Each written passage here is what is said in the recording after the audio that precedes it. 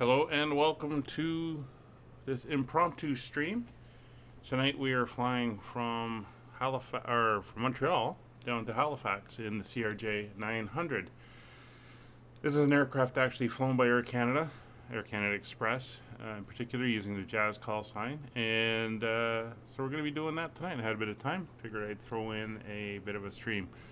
So we're here at Montreal. This is a default airport. And we're going to be flying down to Halifax, which is also a default airport. I thought I'd just get a flight in since it's a nice night out at the moment. It's going to be a short flight. We're looking at an airtime of just over an hour. And it's a sunrise flight too. Air Canada flies this flight departing at 8:15. It's currently about 7:30 local time in the sim. So let's hop on board and we can start getting up. And thank you very much for coming along and joining me on this flight. It's going to be a little informal, but we are up on VATSim. All right. Oop. So first thing I'm going to do is get the lights up a little bit. Dome light's already on. Turn on the integral lighting a bit just to give us a little bit of, get that out of the way. Landing here.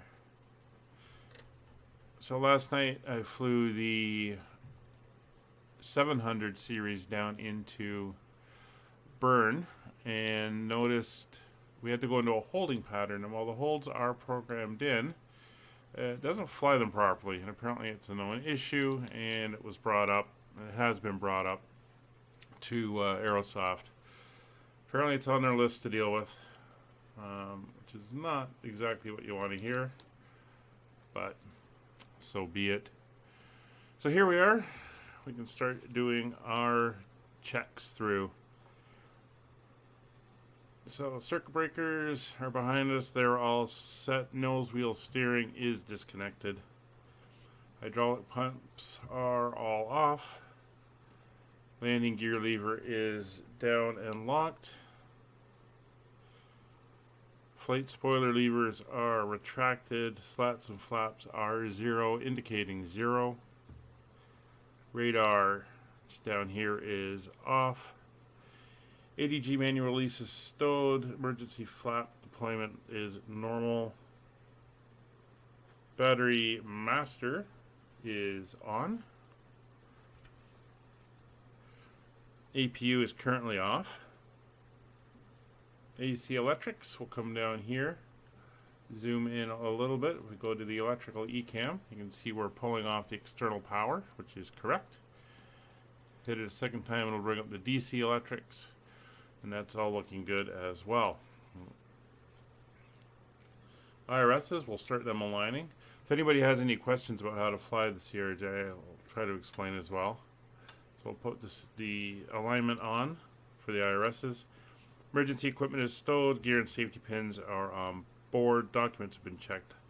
Hydraulic pump 3 alpha. This is a test to ensure that without the engines running, we still have some hydraulics. So we'll turn 3 alpha on. It's an electrical driven hydraulic pump. And you can see here this will give us rudder, elevator, left aileron, which is enough to help us bank the airplane, ground spoilers, landing gear, and nose wheel steering. So basically it'll give you the basics of what you need to ensure that you are able to continue flying the airplane. We'll turn that off. We should hear the alarm and we'll get a pressure drop. There we go. That is all good there. So that's our safety checks done. Cabin inspection, everything looks good, and at this point Roger, first officer, will get out and do his walk around while we carry on with the originating checks. So crew oxygen, push that, we get the little indicator there saying there's oxygen. There is a gauge which shows the amount of oxygen on board as well. Audio warning panel. Viewer bay overheat. That's good. As our other tests come up. So Go down our panels, electrical panel, everything is good. Generators are all auto. Fire detection indicator will come up down below, but I always treat it as fire detection is good. Certain light panel, we have nav on, we have logo lights on at the moment. Bleed air panel is normal, auto, and both engines, which is what we want. Fuel panel, fuel pumps are off, everything else is dark. Start panel is good, everything is dark. APU panel, everything is dark. Hydraulics are off. We went through that once already, so that is good. ELT switch is arm reset, and that's where we want that. Cabin pressurization panel, everything is good. Air conditioning packs are off, air circulation fan is off, cabin air is off, temperatures are okay. Anti-ice panel, everything is off there. Windshield heat, we're now going to set to low.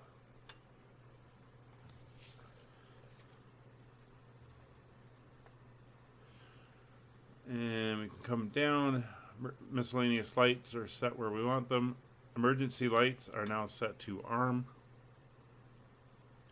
Standby compass is here. It's pointing at about a 135, and we're pointing at 130, and we're on a bit of an angle, so that's about right. So let's check. Nose wheel steering is confirmed it is still off. We haven't bumped it or anything. Clocks, let's set to local time, 7:40 local time. Kill that master warning. So that is good there. Instrument panels, we've checked. Everything is all looking good across the board. Upper pedestal, anti-skid is armed. These test lights are down. That's where we want them. Test lamp and light indicators are good.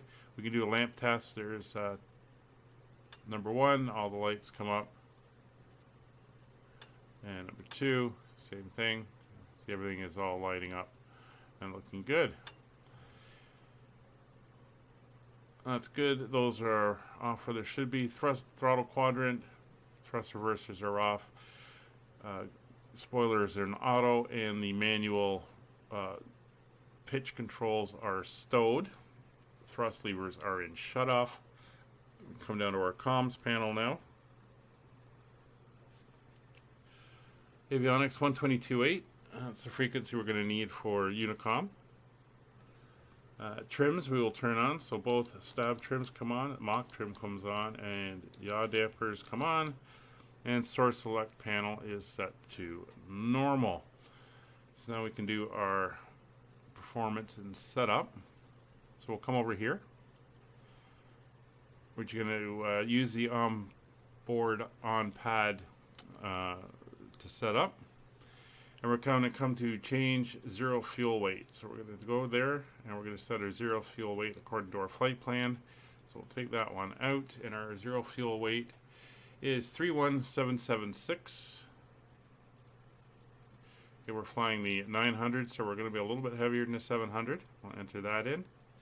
And our fuel for this trip is 4152. We can get rid of that. 4152. We'll enter that in. That has set our payload. We're right almost dead center of where we should be. So we're going to set that in the simulator. And you can see we're just above our max landing weight, but that's fine because we'll obviously burn off fuel as we go. And we're well below our max takeoff weight, which is fine. We're also going to copy performance initialization data to FMS. There we go. And that has done that. So, speaking of FMS, let's go down and take a look. All right.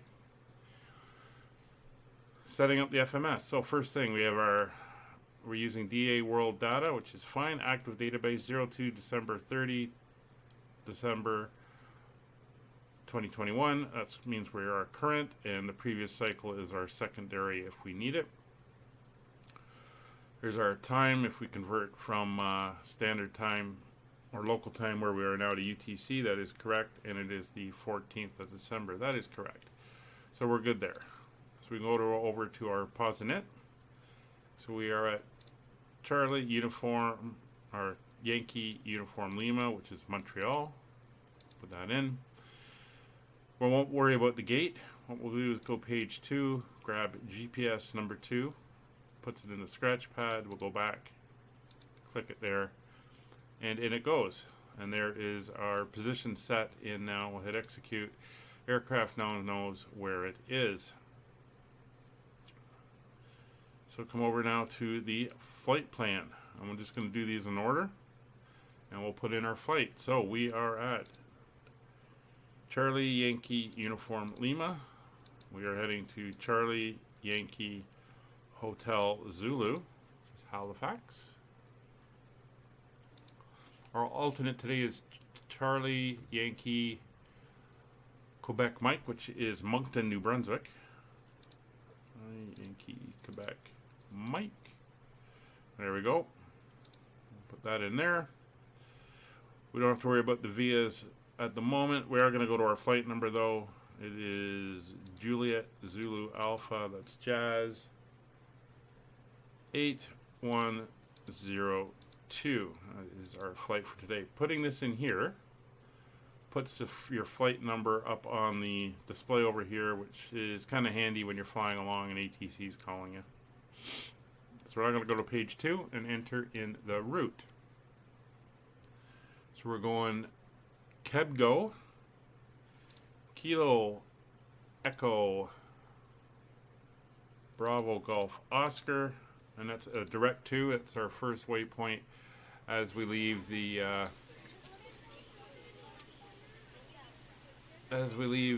runway, and we can hear the passengers are starting to board in the back. From there we're going direct to Rabic, Romeo Alpha Bravo India Kilo.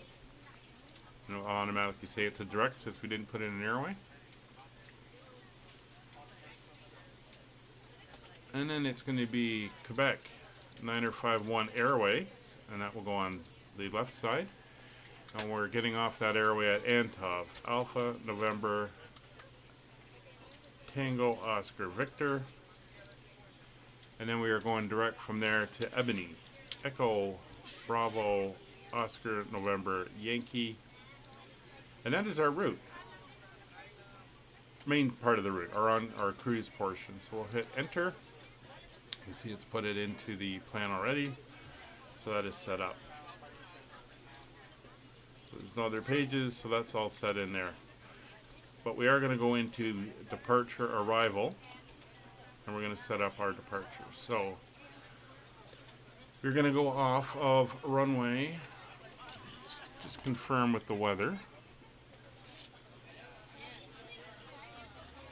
So just grab the current weather, 300 at 3. We're going to go off on 24 left. That's fine. So I'll put that one up in the chat so you can see it. There we go. So 24 left it is. We are not going off on any particular SID. They don't have a departure. It'll all be radar vectors and stuff to the first waypoint. So that is now in place. For our arrival, however, we will be using, check on the weather, 22 gusting 30 on 330. So yeah, we're coming in on runway 32. And it's going to be the RNAV 32 Zulu. That's the third one down. And we're coming in on the Fundy 5. We're coming in from Ebony. You remember that was the last waypoint we put in.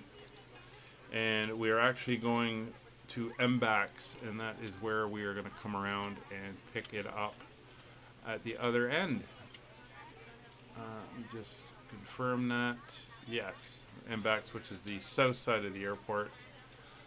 That is the one we are going to want for that arrival. And that connects it all at the bottom. We'll hit execute, and that is all now in place. We're going to go back to the flight plan. And we're going to go to our performance initialization. Now, it didn't copy that information over, so we're going to come over and do it again. And there it is there. So 90 passengers, all their baggage, our cargo, our fuel, 4152. 4152 is correct.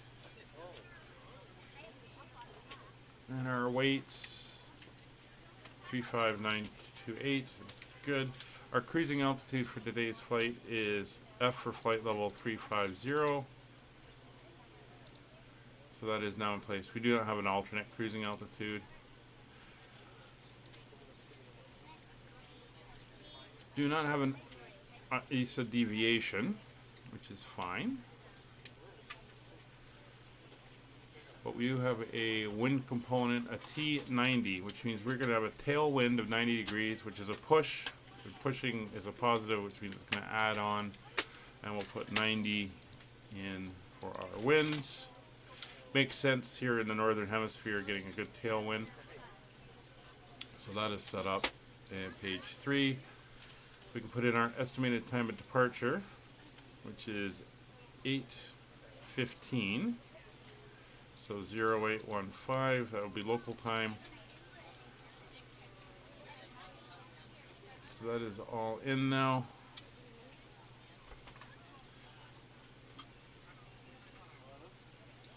So our estimated time en route total is 1 hour 39 minutes. And that includes taxi and all that stuff. So we should be good to go. We do have our alternate in as well, but we shouldn't need it. Over to VNAV setup, it's the last section we have to do. Transition altitude here in North America, 18,000 feet. These numbers are fine. Next page, those numbers are fine as well. And next page, those numbers are fine. And we are done with our setup. So one thing I'm going to do now to get our panel set up finally is I want some extra data up here. So if you go to MDF menu, and down here you'll see some extra information. I want VNAV on my side. I'm going to click that twice. That gives me my waypoint information. It'll give me my descent information and all that. I'm going to, on this one, I'm going to go to left, or over to right. That's co-pilot side, and I'm just going to turn his on so he's got a little bit of the same information, but he won't have the VNAV component. I'm going to go to the direct to legs so I can see all my waypoints. I'm just going to put him on the legs page so you can see his there. First thing, however, we're going to check for any discontinuities. So that looks good. You can also come over here, put you into plan mode. And what we're going to do is we're going to step through it. So next waypoint. See, we had one there.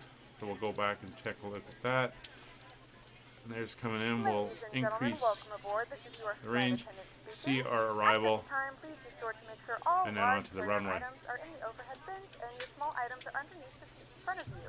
If you have any trouble or need any assistance, so we're going to go back and see if we can find that discontinuity. There it is, Ebony and Ebony.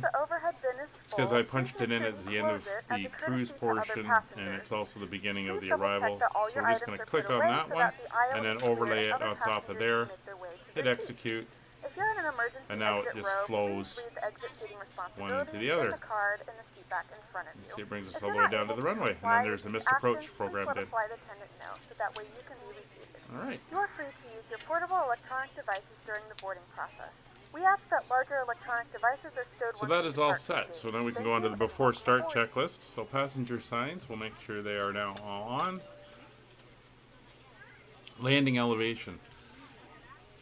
Alright, this aircraft requires manual pressure settings for the cabin, departure and landing. In case we got to come back here, we will set our departure airport elevation in, which is 477 feet, so we'll call that 480 since it goes by 20s. I'm going to pop out this panel here so you can see it. And if we go up to the pressurization panel on the cabin pressure dial, we're going to turn this, and down here you can see the blue number changing. We're going to set that to 480 feet. And in flight we'll set it the same for Halifax, so it knows the airport elevation in Halifax, which I think is only 20 or 40 feet. And that way the aircraft knows what pressure to adjust to. Also come down here and set our barrel. So looking at the chat and getting the weather, it was 3006. So we're going to switch this over to inches and turn it to 3006. There we go. So that is now set. Let's quickly. Did I read that? Oh, I read that wrong. Sorry, it's 3066. It's really high pressure down here. My mistake. FMS is checked and set. Initial climb of 10,000 feet is good. IRSs are aligned.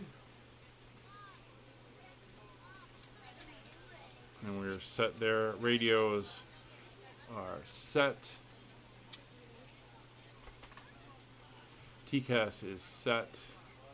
And we're going to do our takeoff briefing. So, we are here in Montreal.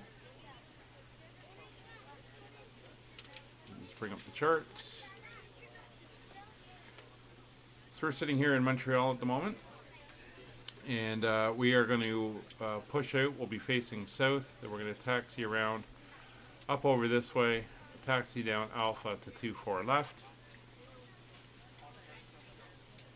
As that is the runway we are taking. Correct. Once we depart on 24 left, we head out to the first waypoint, which is down here southeast of Montreal. We're going to fly across the bottom of Montreal over Maine.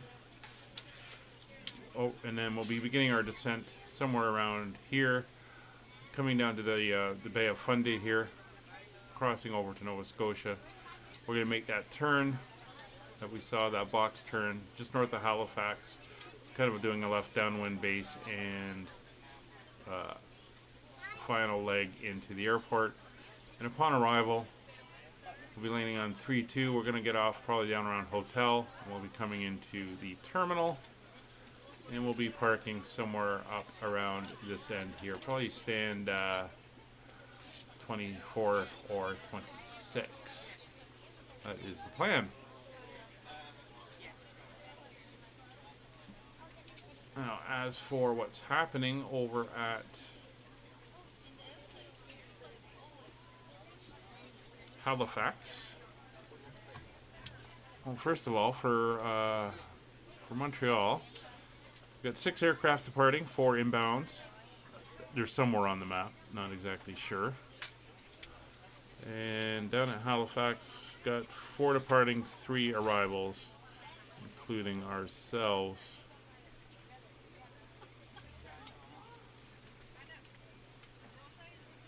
So it's not too busy up here tonight.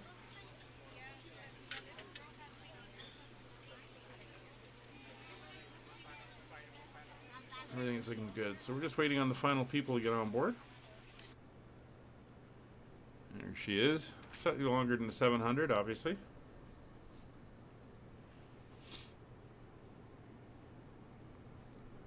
Sun's starting to come up, so we should get a nice flight. And there's somebody flying in right now. I think he just left.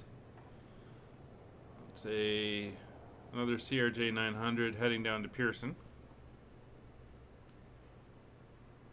So he's on his way out.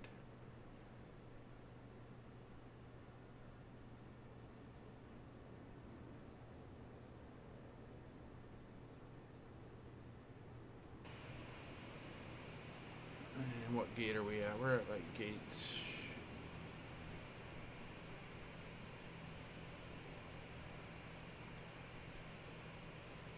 78.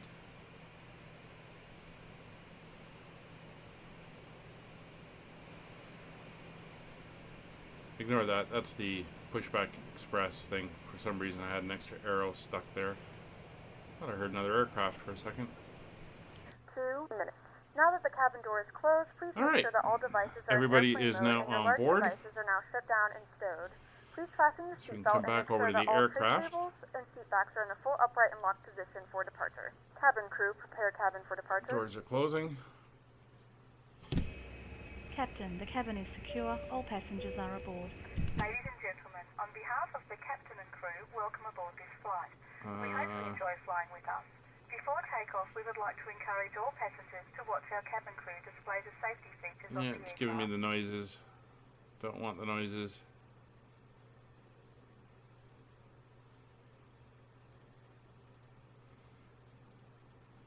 Got my own noises. All right. So personal electronic devices are off. APU. Hit power button. It says in byte. That's the door opening. There we go. Door's open and we can hit start. APU is starting. Takeoff data. So over to performance. Here's all our takeoff data for the weights. We could dial them all in manually and put them all in here, but instead we're just going to hit set all. And that data is now set. We'll go back to checklists so we don't accidentally hit anything. And alter our information. Down to the doors page, do a quick check. All doors are locked.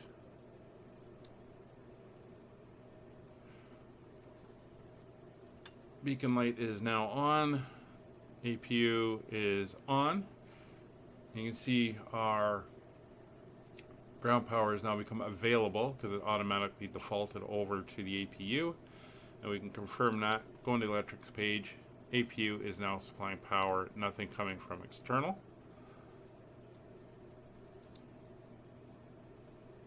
So we will tell them to disconnect the ground power, remove the chocks, and we are all set there. And we will get them to move the tug in. Cockpit to ground. Go ahead, flight deck. We will be ready shortly. Roger. So tug is moving in. Fuel pumps and quantity. Fuel is correct. That's what we want. We're going to turn on the fuel pumps. Fuel pumps are Montreal on. traffic, with jet 343 taxiing to runway 24 left via north ramp Alpha Mike Alpha Montreal traffic. So there's all four fuel pumps are on. We're just waiting for the tug to come in. So he's going Alpha Mike Alpha.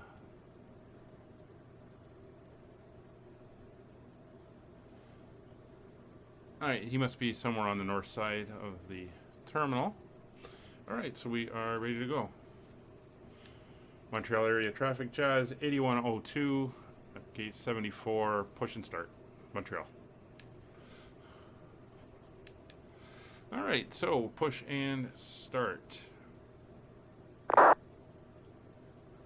Cockpit to ground. Go ahead, flight deck. We are ready for pushback and engine start. Roger. Release the parking brakes, please. Gonna come down, release the parking brake. Parking brakes released. Pushing back.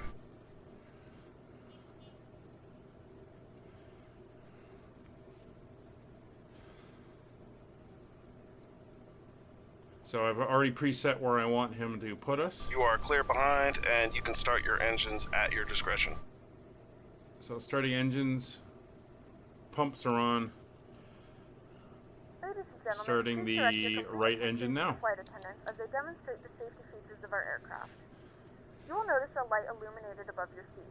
When this We're getting light the is spin up illuminated, please on the fasten your N2. seatbelt below We're waiting and for tighten across your 20%, lap. and then To we'll fasten, introduce insert our the metal fuel. fittings into one another and tighten by pulling on the loose end of the strap. To release your seatbelt, lift the upper portion of the buckle. We suggest that you keep your There's seatbelt fastened 18%. throughout We're the going to flight lift the as you may catch up experience and then unexpected turbulence. move the throttle There are several forward. emergency exits on this aircraft. Please Fuel take is a few being moments introduced now to in. locate your nearest exit. In some There's cases, that your nearest exit may be behind arrow you. that should If we need disappear to when evacuate it the closes aircraft, down. floor level lighting will guide you towards the exit. In the event of a loss of cabin pressure, an oxygen mask will drop in front of you. Start the flow the of engine oxygen, pull the spooling. mask towards you, and place it firmly over your nose and mouth. Secure the elastic band behind the head and tighten the straps if necessary. And don't worry if the bag doesn't inflate. Slightly Oxygen overshot the is line. flowing to the That's mask, fine. And you can breathe normally. If you're traveling with children, now's the time to pick your favorite one. But Pushback secure your complete. mask Set and parking assist brakes, please. others. Keep your mask on and Parking remember brakes to set. do advise Roger. you Okay, the attention. tow bar is disconnected Any and the unlikely equipment events is of a water clear. landing, a Thanks, and you There's can disconnect and go into to a hand signals. 60. Thanks. Have a Good good start flight. See you on later. the right engine, starting the left engine. Attach and remove the vest. Slip it over your head. Wrap the straps around your waist and buckle at the front. Pull the straps tight. To inflate the vest, pull firmly on the right Those cord stop only when buttons entering there the are aircraft. only to stop If it it doesn't during the inflate start automatically, sequence. you may blow You can into your mouth actually to stop use your manual the inflation. spin up of the These engines. vests is equipped with a whistle and a Once they're light running, you to just use cut the to fuel to them and let them secondary spin down on their own. position. Hi, Brian. Exit Hi. the aircraft How are as you soon as doing? possible and leave your belongings. Once again, There we all go, devices 20%. must be in airplane mode and So, your larger devices switch, must be and turned on off we and go. stowed at this time. Please securely stow your Fuel being personal introduced items. into the right Make sure engine. your seatbelts are fastened and Again, this strapped airplane and flies the cables same are as in the their full upright 700. position. It's We just remind you a that little this bit is bigger not wing a area, a flight. little bit longer Tampering, airplane. disabling, or destroying the Bit smoke heavier. detectors located in the lavatories is How you doing, prohibited Brian? by law. All of this information can be found in the safety card located in the seat back in front of you. Please read it and let a cabin member know if you have any questions. Thank you for flying with us again, and we hope you enjoy your flight. Let's wait for that engine to spool up.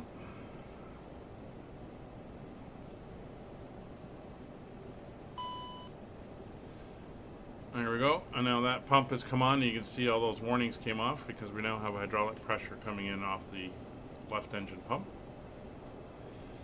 So 2 good engine starts. So generators are all on auto. We'll check the electrics. We come down and we can see here that our 2 engine generators, generator 1, generator 2, are supplying off the engines, and the APU is no longer supplying power, so they've automatically kicked over. Oh, leave that forward. So that is what we want to see. Make sure the bleed valves are on auto, and packs are coming on. Recirculation fan is on. Cargo air is on. APU can now come off, so we'll hit the stop, count to 3 basically in our head. Oh, you watching a hockey game? Cool. Yeah, I had a bit of time on my hands, so I figured I'd do another North American flight. And we'll hit power. That'll turn off the APU and close the door at the back. Anti-ice not going to be required. It's a beautiful clear day here today. Nose wheel steering is now armed. We're doing a scheduled jazz morning flight from Montreal down to Halifax today. So it's in game. It is 8:06 a.m. in sim. All right, so taxi checklist for slats and flaps. It's 8 selected and 8 indicating. Flight controls. Bring up the screen. Full left, full right, neutral, full forward, full back, neutral, full left rudder, full right rudder, neutral. The cabin is ready for takeoff. Aileron and rudder trims are green and centered, and for our stab trim, kind of performance page, we want 6.9.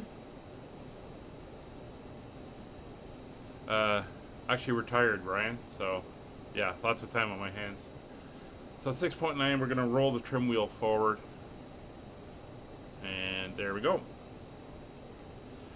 This is one of my retirement hobbies.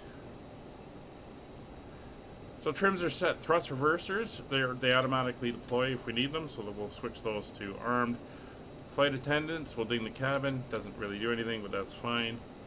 And this is a really neat one because people tend to leave that on there. The last thing they have is brake pressure check, which makes you go back to the normal stat page. And there's your brake temps. Brake pressure, brake temperature check. So it forces you back onto this page is where you want to be. See the notifications we have up is right and left reversers are armed, parking brake is on, seatbelt signs are on, no smoking signs are on, and that is it. So that is everything we want.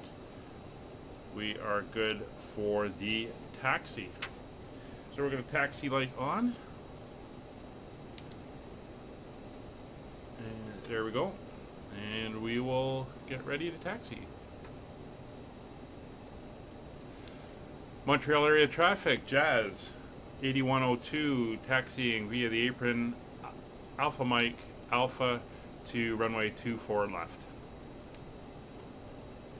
I don't golf. I'm not a sports guy. Which kind of freaks a lot of people out because I look like a sports guy, but I'm not. Alright, so parking brake will come off. And we'll go a little outside view here for the taxi.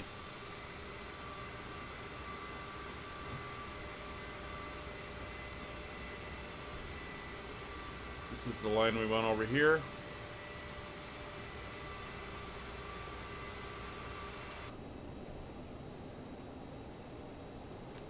Yeah, aircraft is a little bit heavier, takes a bit of thrust to get her moving.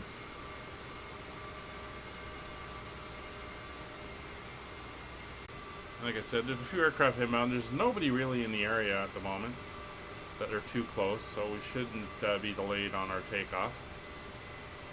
Can't go left, that's a dead end on the aprons. We gotta go to the right.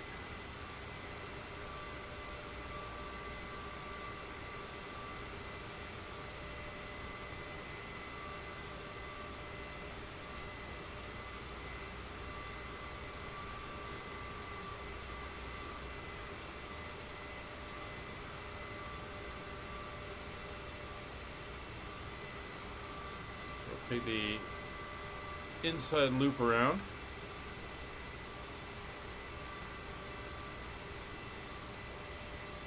No, I know somebody's working on an ATR, which is similar to an engine turboprop.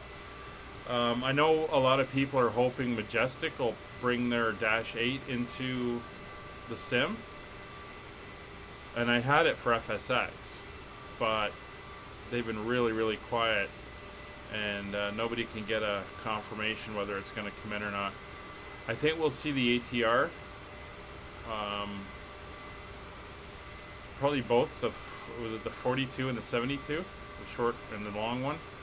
Before we see a Dash 8. Which would be okay. I mean, you could use the ATR on Dash 8 routes and stuff. It'd be a nice airplane to have as well.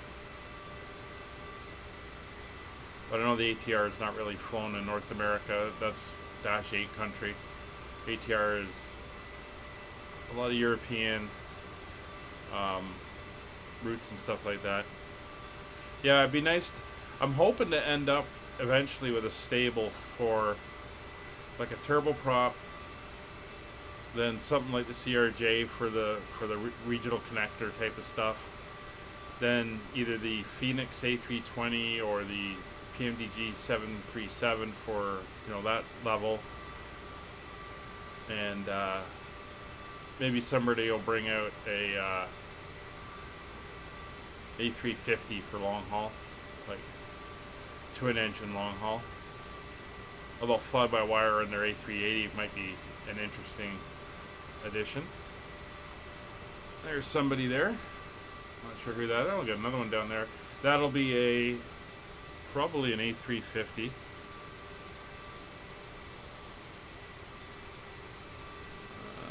Not sure. There isn't a model in the pack, so it shows up the 380 for it. I got an A321, Air Canada A321, bunch of CRJs, 737-800, which I believe is the WestJet one. It looks like the WestJet one down there. So yeah, that must be the SAS, which isn't giving me an aircraft type.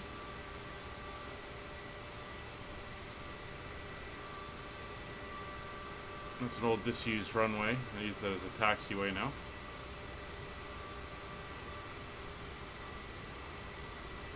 Yeah, we'll be flying into the sun since it's just coming up. I mean, we're only, what, 7 days away from the shortest day of the year. Yeah, they had a few of those captain in command, or pilot in command. I used to fly the Aerosoft A320 Professional for FSX, and it had the active co-pilot and stuff, so you were really managing the cabin crew, and they were doing their thing in there. It was a lot of fun.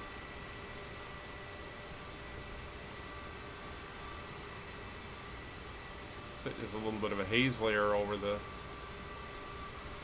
city there.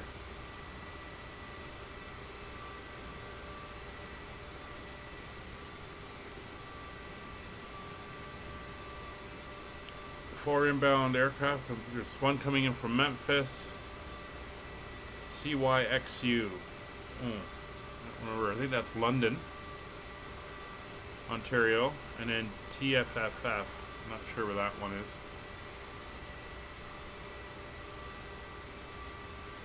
Yeah, that's the WestJet over there.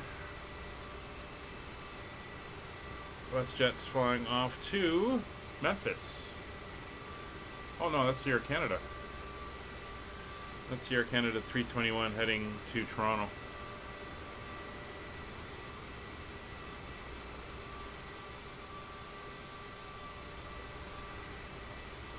So we're basically looping the apron here.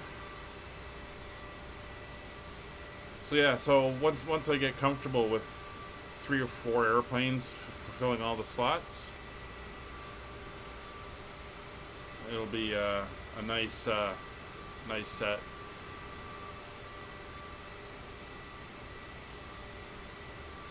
Just got to do that memory upgrade and get my the ability to fly those extreme long haul flights back. I still should do a test one day. Maybe I'll do it tomorrow night. See if I can have the sim go for several hours without it bogging right down frame wise. Now that I did a reinstall of it.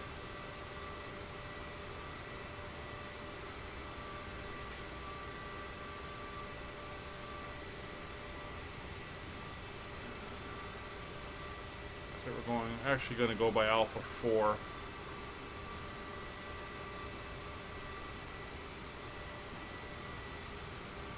That's fine. Nobody else really around at the moment.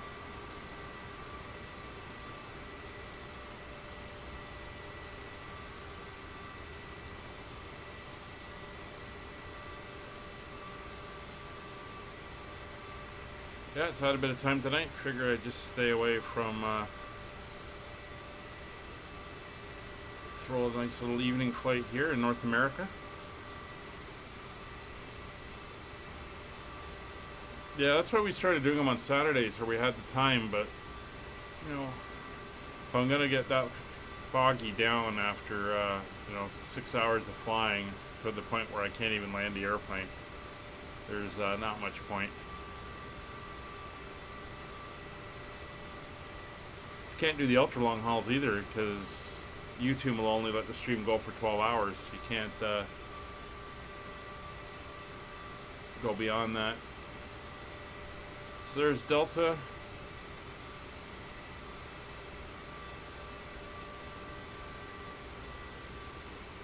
We're going to take Alpha here.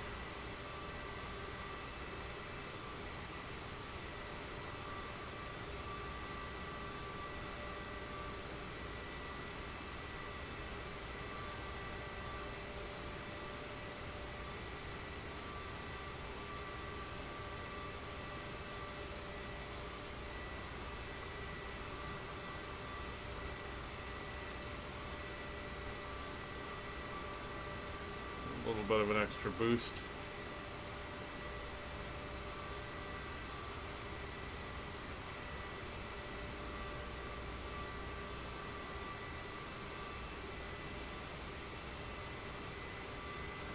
Yeah, apparently 12 hours is the limit. I think Twitch can go however long around the clock, but I didn't put anything up on it, Brian. It was just a spur of the moment. Hey, let's do this flight. I got some time. I've got the current Air Canada schedule, so I'm just connecting flights here and there when I got some time in the evening. I'll just do the next leg of the flight.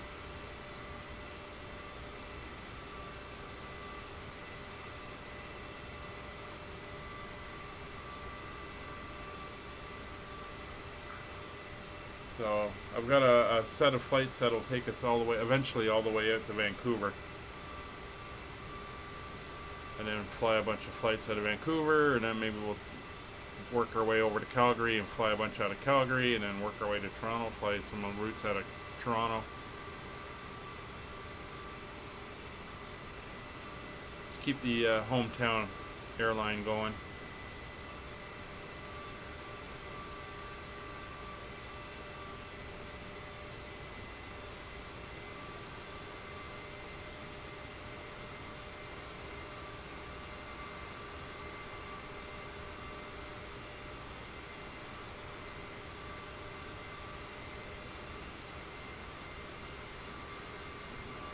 Does not want to taxi too fast.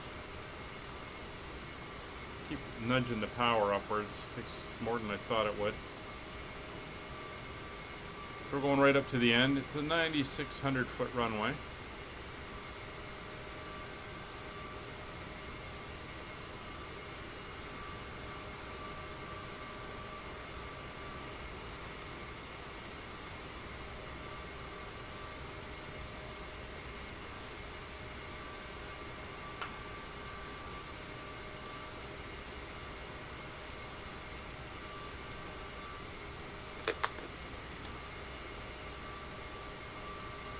Yeah, it's a good one. One of my first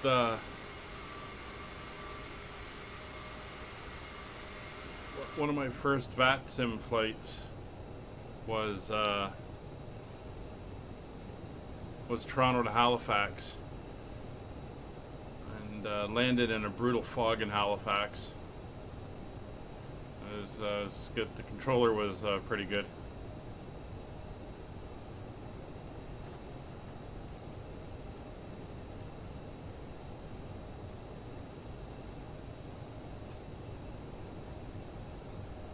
I do got to get some more custom airports for North America, though.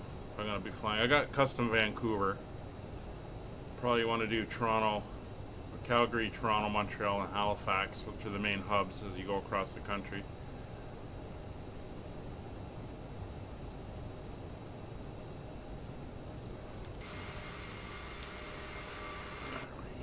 Get ourselves back up front. Make sure we stay on course. Yeah, I've actually been in Halifax and seen those fog banks roll in. Pretty incredible.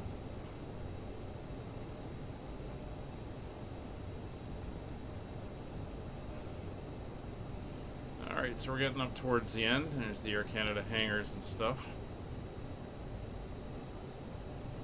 They do work on the aircraft.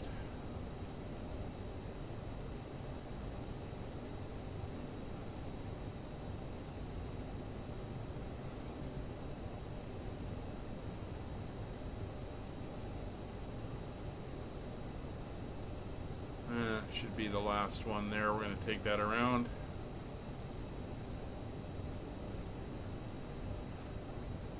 So we have a V1 of 142, a VR of 143, a V2 of 145, climb out of 164, or V2 of 154, 164 VT plus 10 is our initial climb, and then a VT, which is our flaps up speed, of 202.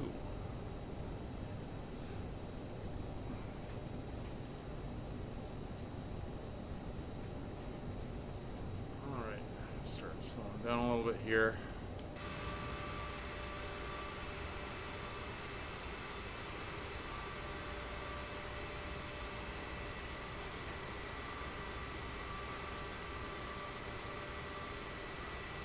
Last spring I actually accidentally, well, not accidentally, but I flew up here from sort of around here.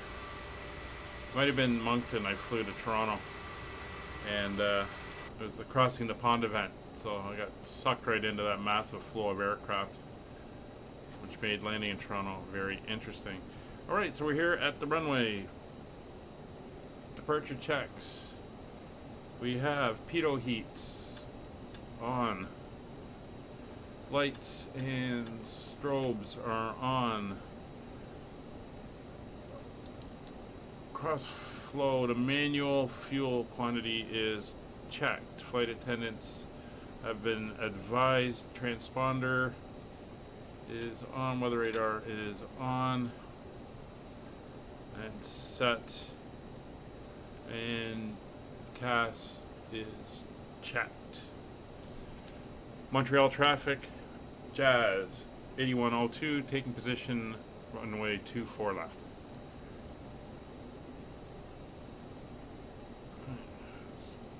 Brakes are off. Landing TO config OK. We are ready to go.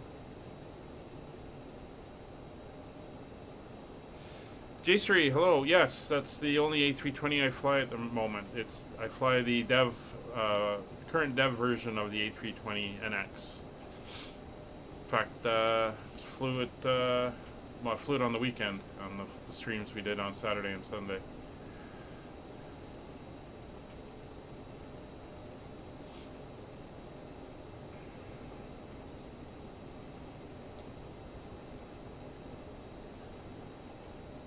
Winds are light.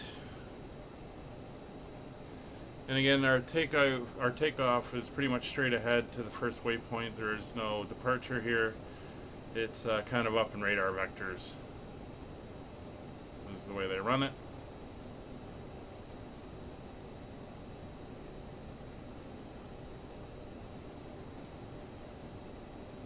Get ourselves lined up.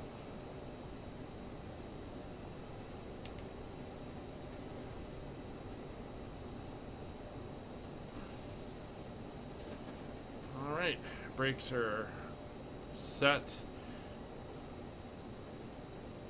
TO mode set, everything is looking good. Montreal area traffic, Jazz 8102, rolling runway 24 left. Alright, engines coming up. There is a bit of a stream delay, it's about 20 seconds from what I see to what comes over on YouTube. Alright, so engine stable 30%, brakes released.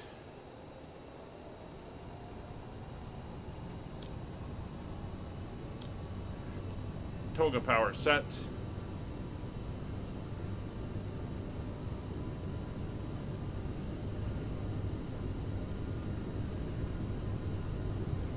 Just keeping her centered.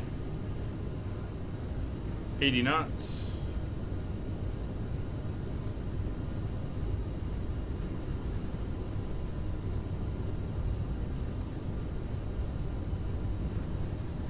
V1 rotate.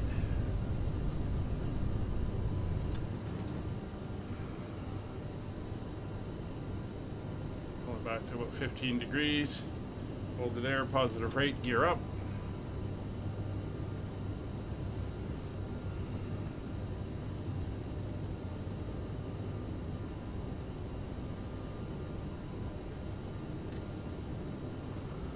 Set 240 as our reference.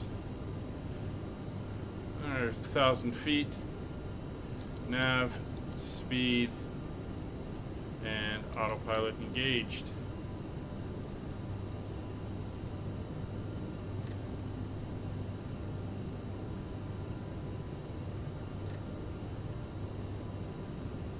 Speed set 250. There's 200 knots in our T-speed. Flaps coming up. J3 definitely. A little bit intimidated by the size of that aircraft, but I'll definitely be giving that one a shot. Should be very interesting. I was looking at some new version of it. The MSFS version is crap. Version of what? J3?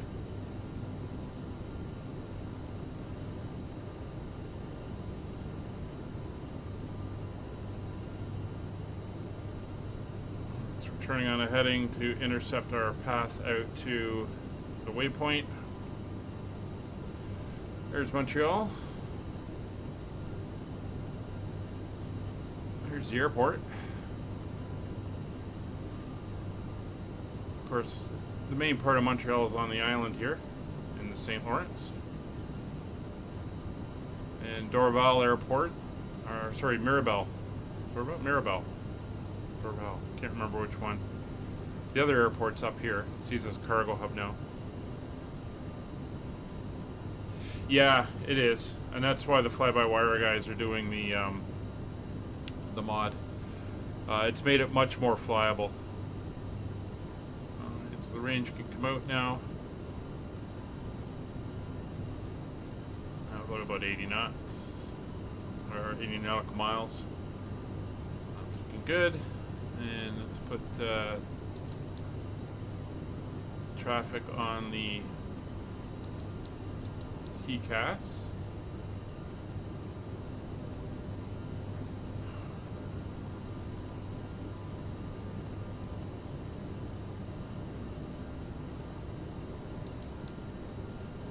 go. Not that we're expecting to see anybody. There's our initial 10,000 feet. So we're going to clear ourselves up to 35,000, which is our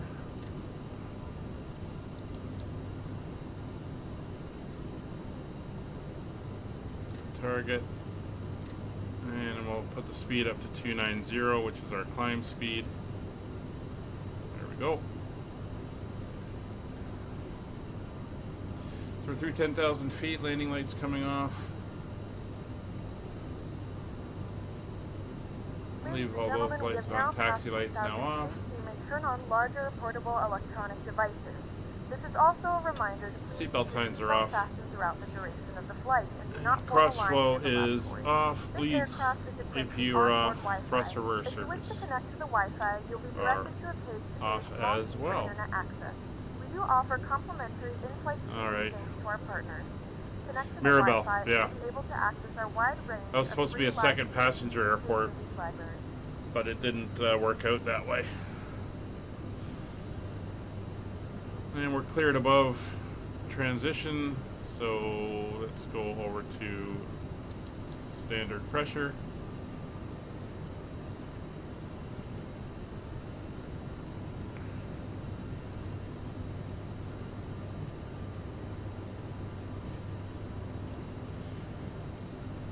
So while you're here and you're watching, if you haven't already, please considering subscribing to the channel. We do flights several times a week. Everything from general aviation aircraft up to airliners. We fly in Europe, North America, Asia, all around the world basically. All the flights on the streams are community flights. If you wish to join in, you're more than welcome. Some of them are on VATSim, so you'd have to be on VATSim. Some of them are just multiplayer flights. So you're welcome to jump in for that. We have a lot of fun. We have a Discord, which I'll get the bots to throw up in the chat. And you can come over to the Discord. We have information on our flights and what we're doing, and we also have a very helpful bunch of people there that are able to provide assistance and help if you're struggling with any aspects of the flight sim itself. So yep, the bots are up and running. So there's the Discord link, and I'll just throw it over on the Twitch chat as well. There we go.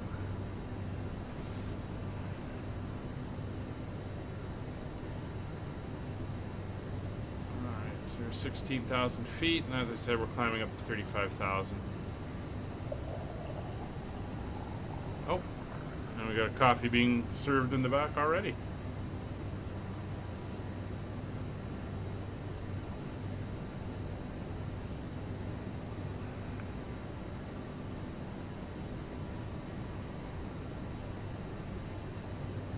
So everything's good here. The only caution and or advisory light we have up is the no smoking, which is going to stay on the entire flight, obviously. Oh, I gotta sync my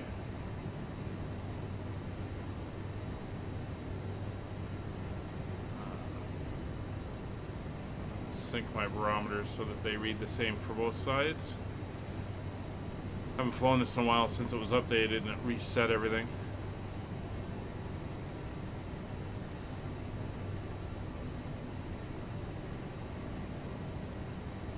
So we're not going to be at cruise level for too long.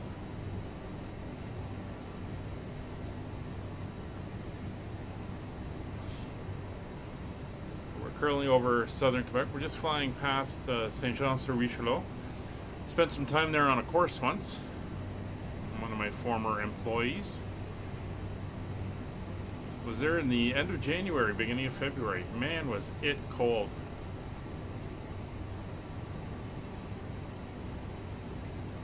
Luckily, the course was all classroom work and we didn't have to spend any time out in the woods.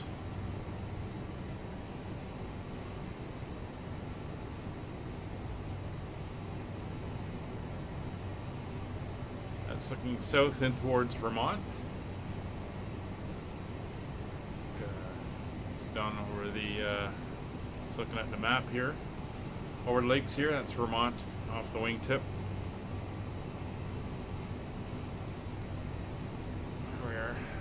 Nice look at the airplane.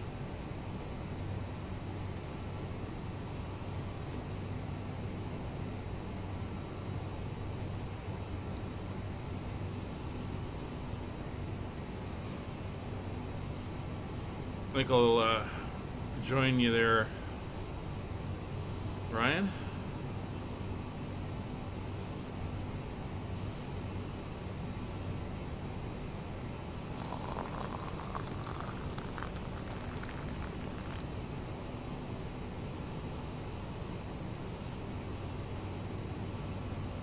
I worked I worked in law enforcement for 30 years, and I was in the military reserve for 38. So, a lot of work in uniform, which is why I don't even wear suits now.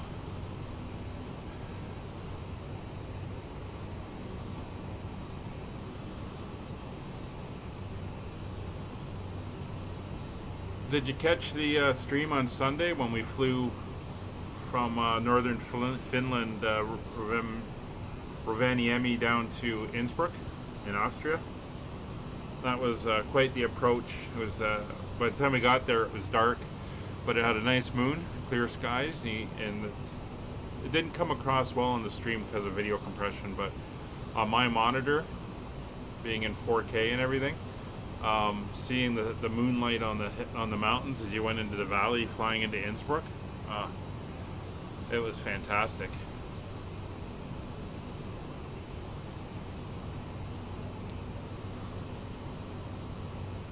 Still climbing. That's coming up for 25,000 feet.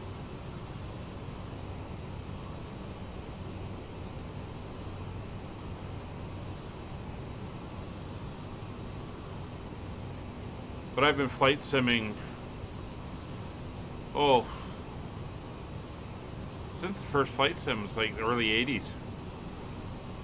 I think I've had pretty much every version of Microsoft Flight Simulator. Dabbled in an early version of X-Plane way back, but stayed with Flight Sim.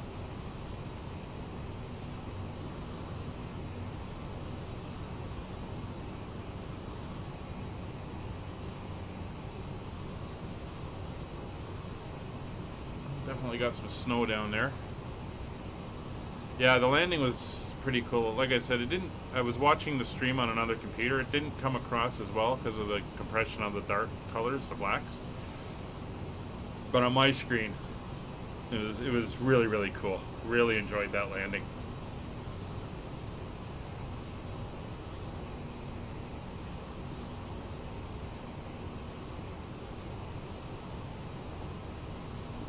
I go back, I remember a buddy of mine I went to school with, we'd sit in his basement with computer magazines, typing out the code for games into his Commodore 64, no, or VIC-20, one of the two, I can't remember. And then saving them on tape just to get a little thing where we could move a square around the screen. Early programming days.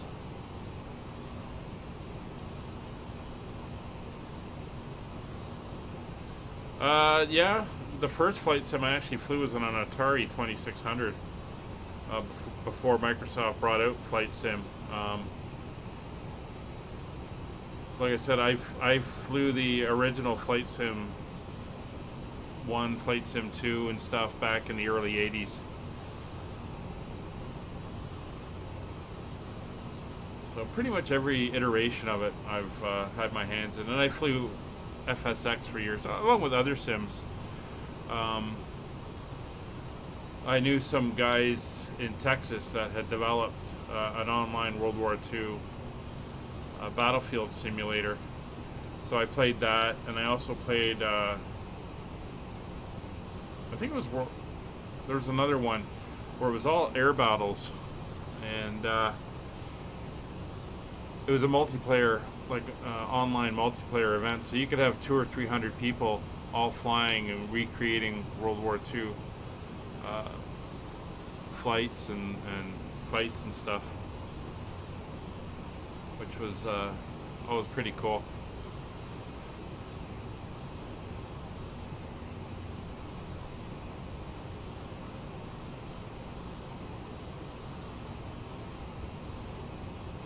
Honestly, no.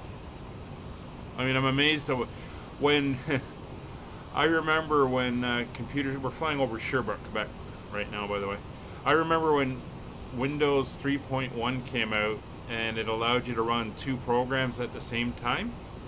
I thought that was amazing.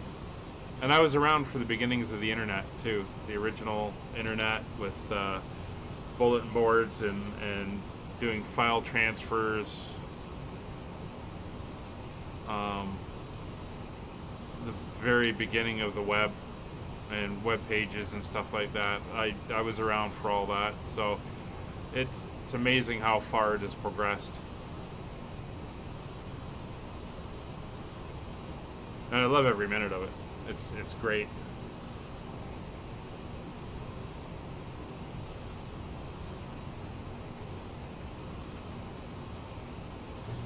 I mean, a career as a professional pilot would have been a choice.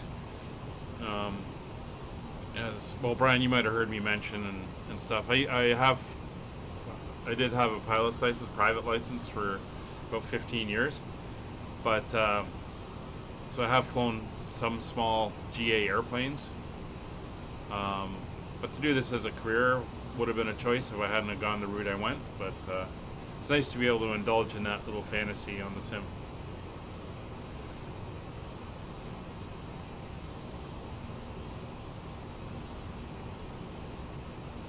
Alright, let's see what's happening over in Halifax right now.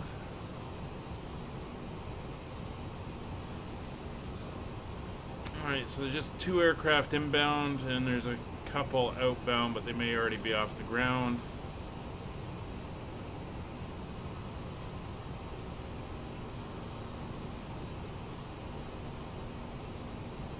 So that's fine.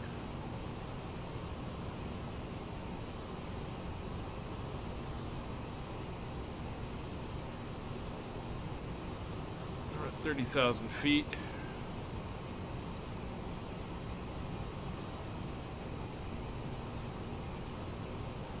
See the snowy north down there. Oh, it hasn't been too bad. Alright.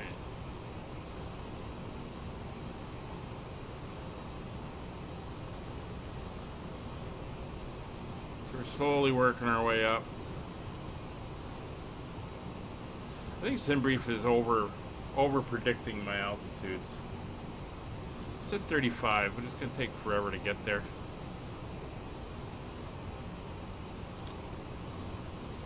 Although maybe if I went into climb mode, that would help. Oh, and there's something I forgot to do.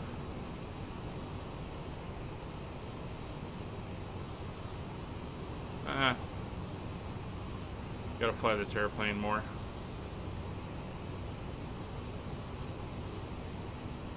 Oh, you started flight school. Excellent. Yeah.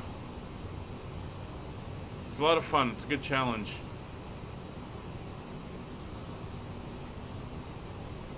So we're making our turn. We're just about to cross over into the state of Maine. And you can see, should have our,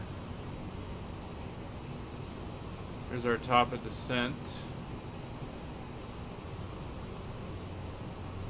Right there, so just after Ebony. A little bit to go.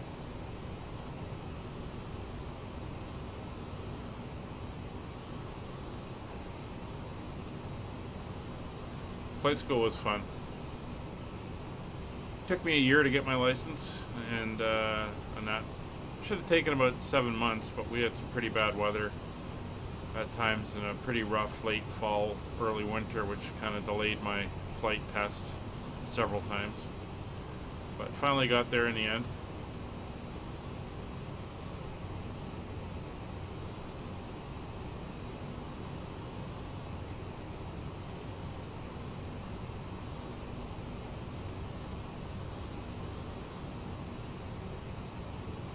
Alright, that's climbing better. Gotta remember, this is not the Airbus. Don't leave the throttles in takeoff position. You gotta pull back for the climb D10. Yeah, we're on the Fundy 5.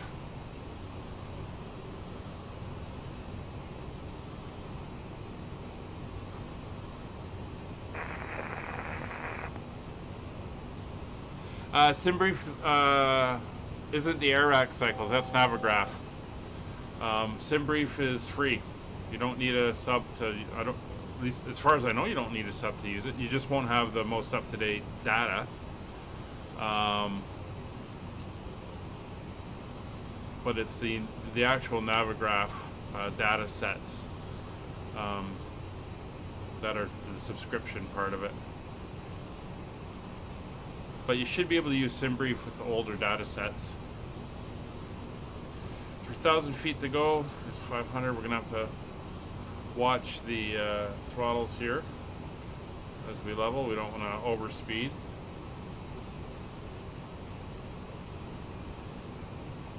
We're in alt capture. Our cruise. We'll do our cruise at Mach 0.8. Ease the throttles back as we come to level. Actually, we come down to our VNav and look at page 3. Page 2 for our cruise. 7.4 is what we set for our cruise speed.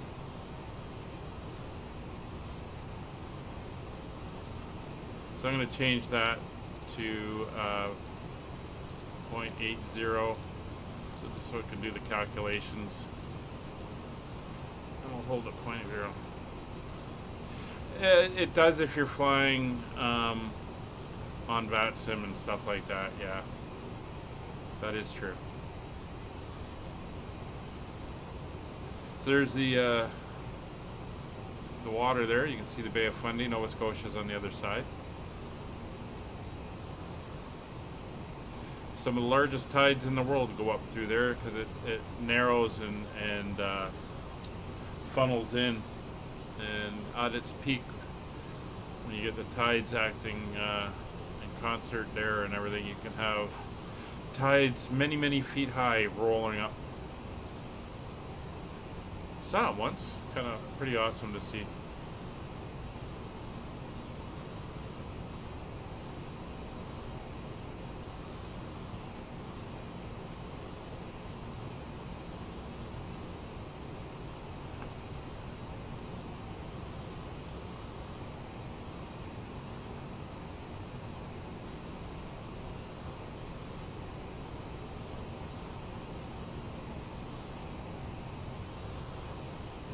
A little bit windy up here. We can see that tailwind that's pushing us along, giving us a ground speed of 580 knots. We have a 139 knot tailwind right now, just blowing us all the way to Nova Scotia. We're going to be definitely ahead of schedule. Highest, if not, yeah, or one of the highest anyway. It is pretty impressive. Alright, so now that we're in cruise for a little bit, let's talk about our arrival into Halifax. So, here we are over Maine, heading down towards the coast. We're going to then make a slight left turn, cut across the Bay of Fundy over Nova Scotia, and come in. We're coming in on the Fundy 5, which is going to bring us in this way from Ebony into Movox. We're then going to come down here towards Eblov, down to Mbax, and then we're going to make the box turn around here, which I was already programmed in. And you can see from Mbax we're going to go to Volkill and then in on the approach for the runway. Once we land, it's going to be a left-hand departure off, probably down here at Hotel and into the terminal. Airport elevation is 477 feet, so we'll treat that as 480 feet. And if we look, we've already got 480 feet in from Montreal. So it's a nice coincidence. We don't have to change anything there. There is no ILS, so we're not looking forward to tune. We're going to be doing kind of the RNAV approach. We'll see how the aircraft handles it. I don't think I've done an RNAV in this thing yet. That will be rather interesting. So that is the planned arrival.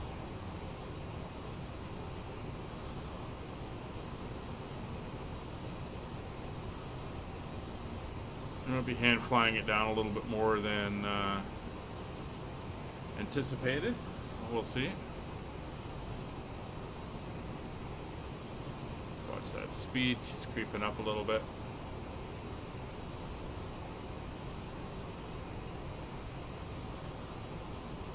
Set the heading bug.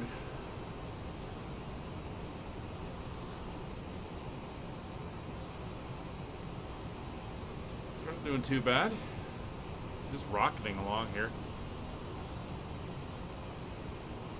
Oh, no, that wasn't the water. That was the change from snowy to non-snowy terrain. I guess it set a limit. And we're going to head south of there now. Still got a bit to go for the water. Thought we could see farther than we were.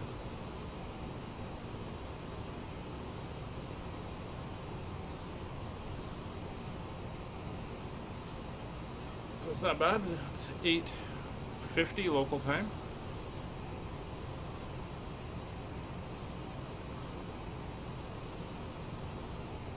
Estimated time of arrival is 42 minutes. So we should be good there. It's been an update to the weather. Winds are 320, 18 gusting 25, 15 miles visibility. Broken at 5,900 feet. It's minus 3 degrees. Dew point minus 14. So throw that up in the chat so you can see it.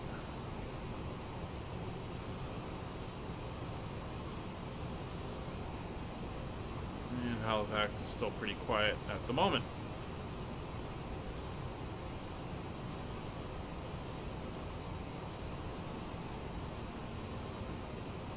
I think we're the next aircraft to be coming in and landing there.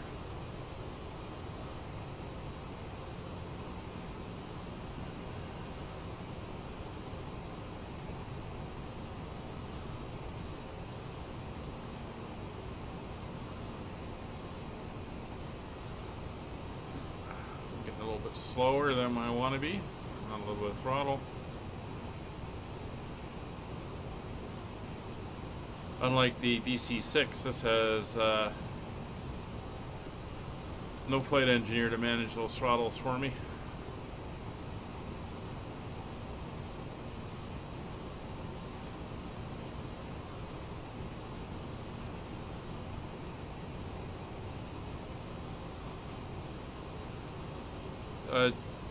Jacery, where are you doing your flight training? What part of the world are you in?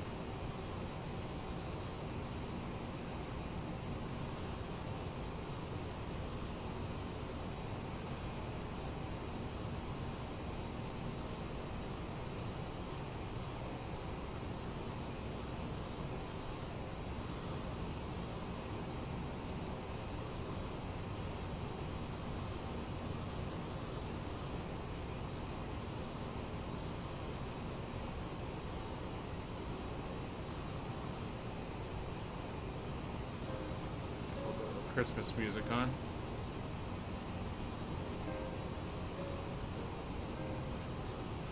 Christmas time music, not Christmas music.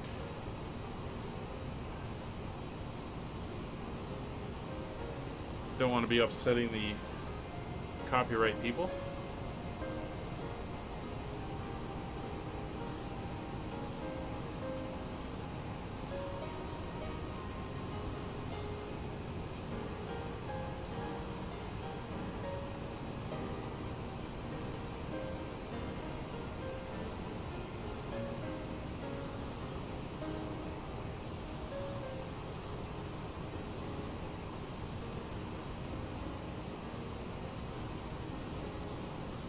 What are you knowing for? Your hockey team not score a touchdown?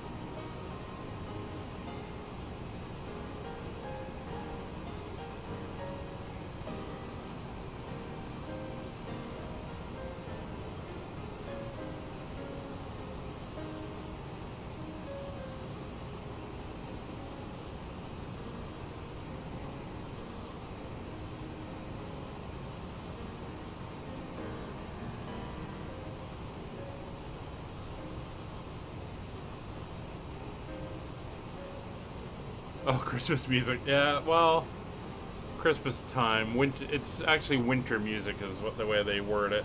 But there is a whiff of jingling bells and stuff to it.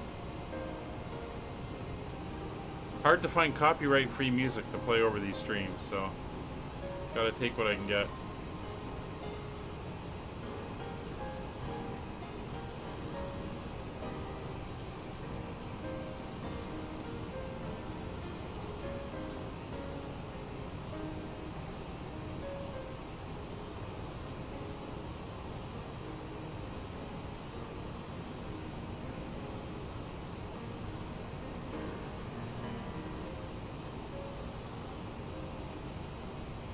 Trying to remember what views I've got set up here. Yeah, did that one.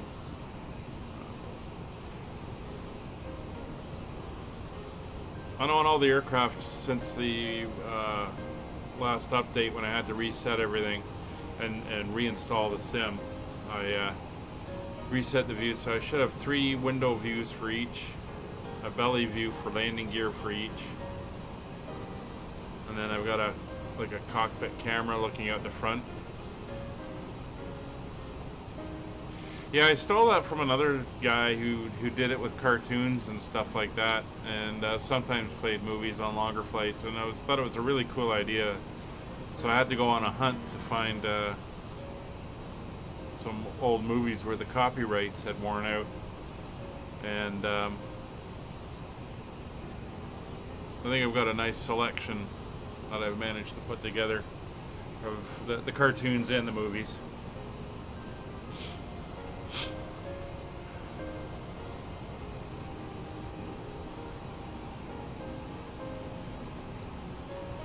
Plus it keeps me entertained too.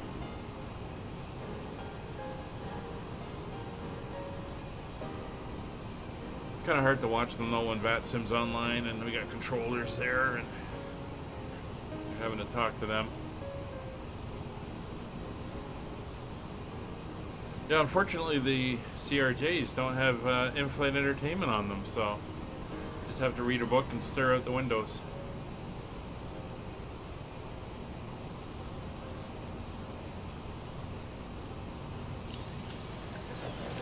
As a dentist, patients often ask me what toothpaste to use. What toothpaste do I use? So I tell them, New Crest Advanced Gum That's Restore, what you get for having because it's clinically Spotify for proven to free. make your gums healthier, and healthy gums are You an get the important commercials. part of a healthy mouth.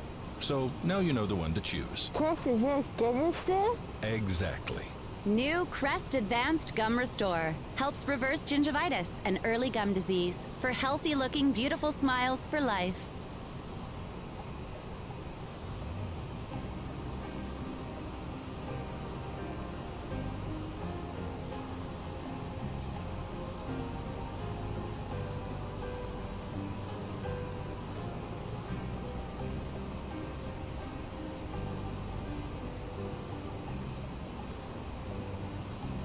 Hey J3, thanks for joining the Discord. Just saw that you popped in there.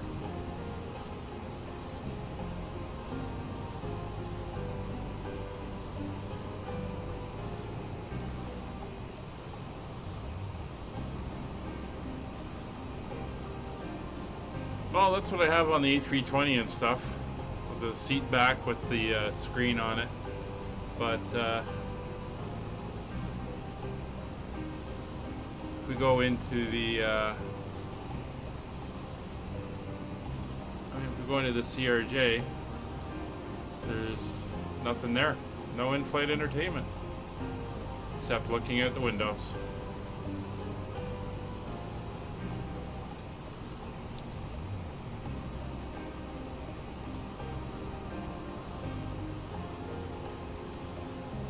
Alright, so top of descent marker is now showing.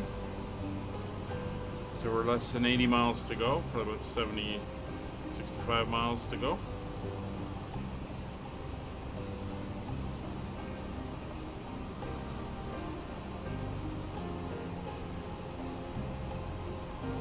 So we'll do our descent check. So landing elevation we already looked at and is set. Fuel. Fuel is good, 2600. We are fine there. TCAS will come down here. We'll set TCAS is set below.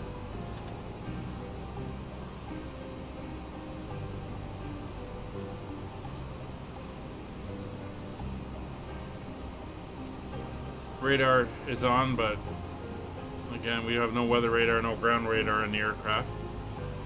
CAS is checked, no smoking signs are on.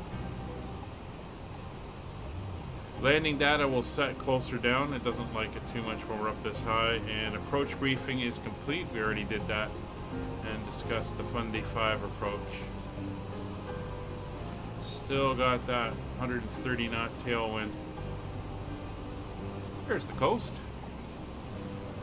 So this is the border between Maine and, well, actually I think it's back here, between Maine and New Brunswick.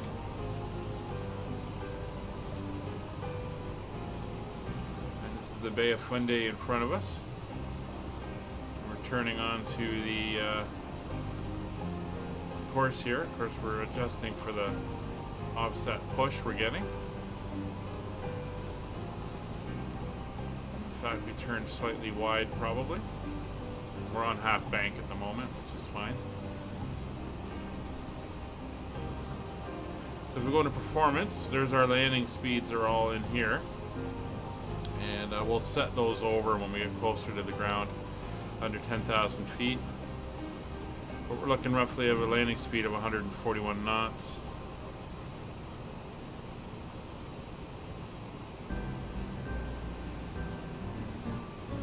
So we'll make sure we're not on that screen.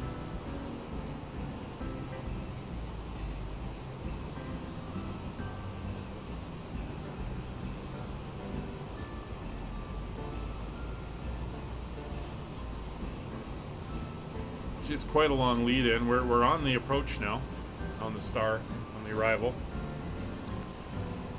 But it's a rather long one.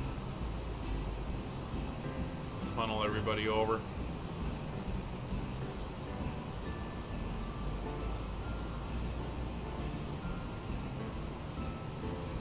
Beautiful day.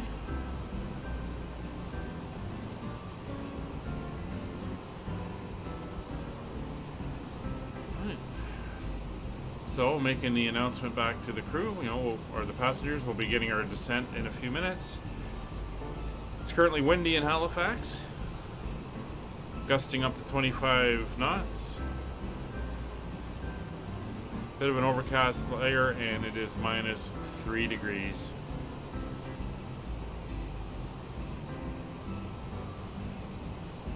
3032 is the current altimeter setting.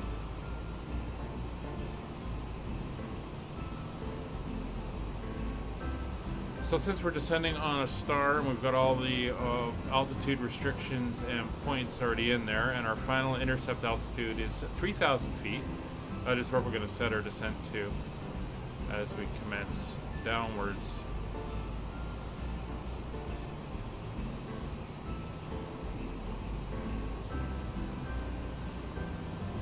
And we'll be using the indicators here for our descent path.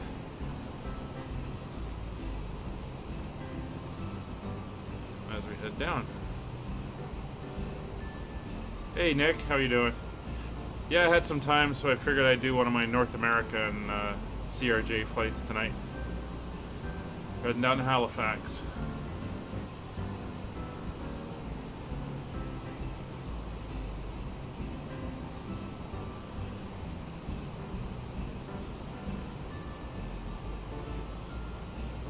We get pretty quiet on VATSim, no ETC, so we'll be doing all our announcements on Unicom.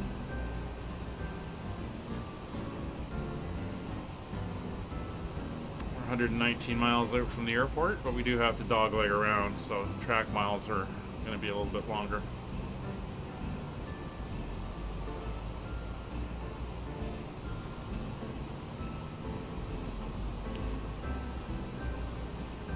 So we'll set in our final target altitude of 3,000 feet. I'm not too worried about terrain. Nova Scotia is pretty flat down at this end, and we are going to be out over the water for part of it.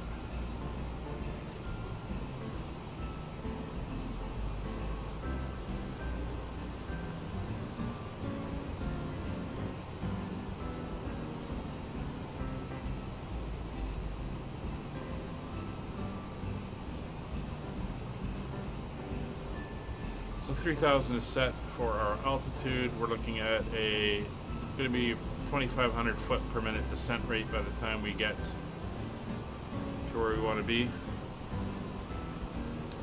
Yeah, I think that's a night for them to come online. But Wednesday we'll be doing our Spitfire flight in Western Scotland.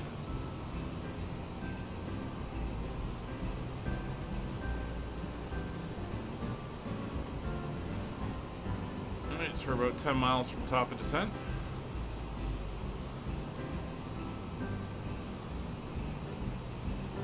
And it's got that few cloud layer, as it mentioned in the forecast. We're looking at a broken layer at about 6,000 feet, 5,500 to 6,000, so that's what we're kind of seeing down here now. Nick's a bit of a night owl, I think.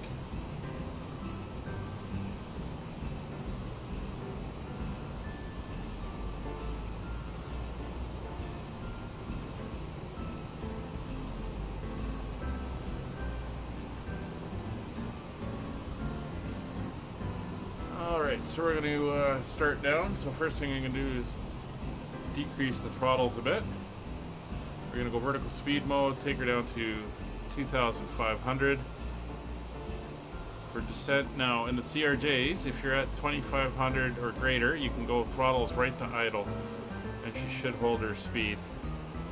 Although we will watch that as well.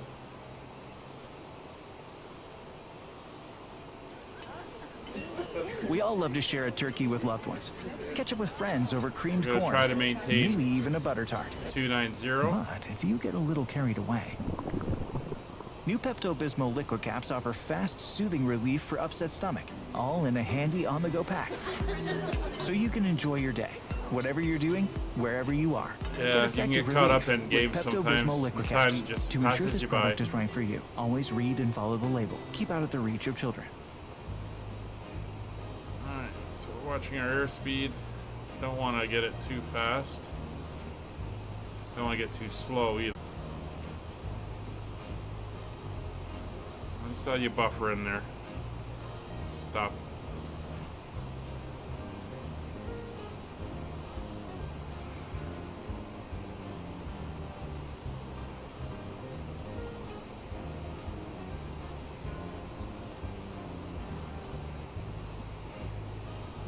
Alright, so we're looking good. Greenwood traffic, Charlie Foxtrot, India Alpha, November, clear runway 26. Departure straight out, airborne.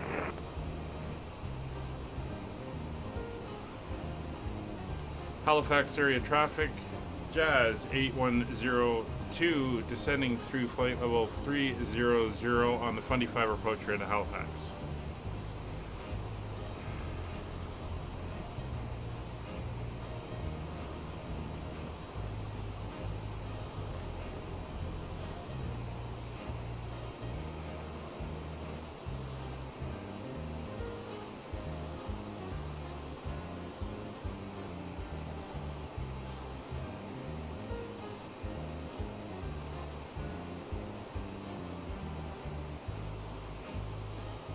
Keep getting these buffering notifications.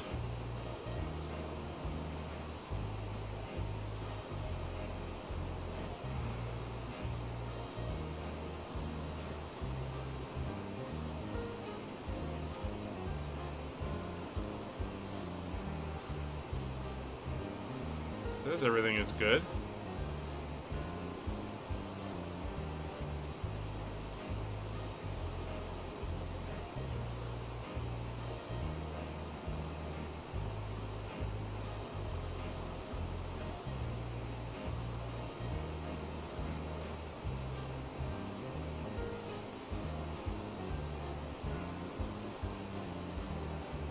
$26,000, we're going to go into our mode here, 3020. Set that in since we're cleared below.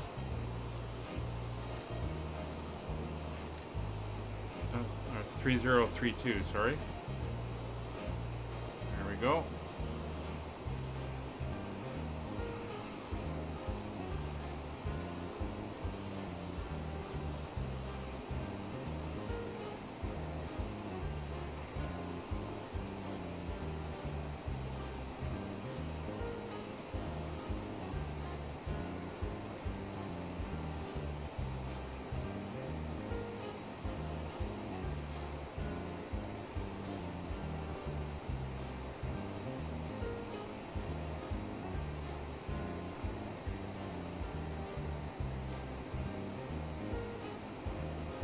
Looks like YouTube might have lost the stream.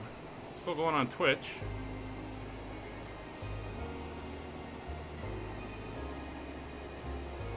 Not sure what's going on there. There's 23,000.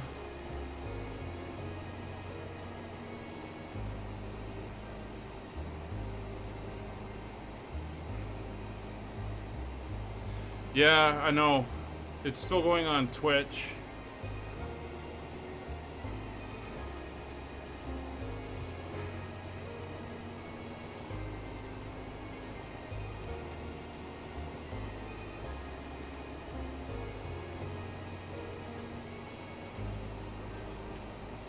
Hopefully it'll come back.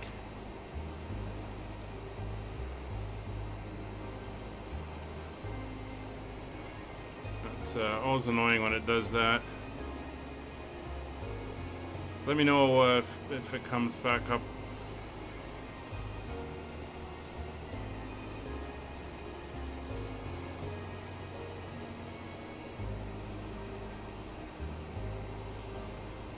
Well, it looks like it's back, but it looks like there's also quite the delay right now. No, it's built up. Anyway, there's 20,000 feet. I'll pull right back on the throttles. Let's set ourselves a speed of 250.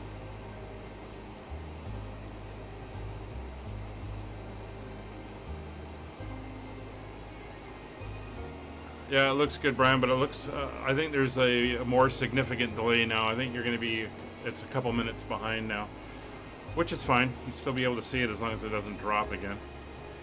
All right, so let's bring the range in. We're on our descent path.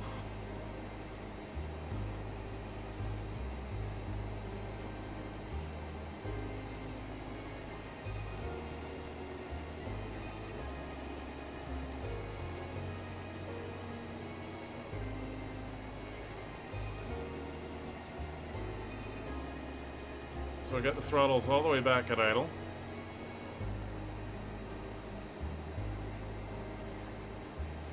Yeah, Nick, it is. Probably, as I mentioned though, I think it's now created a buffer of like 90 seconds to 2 minutes. So we will, we'll see. It seems to be very delayed.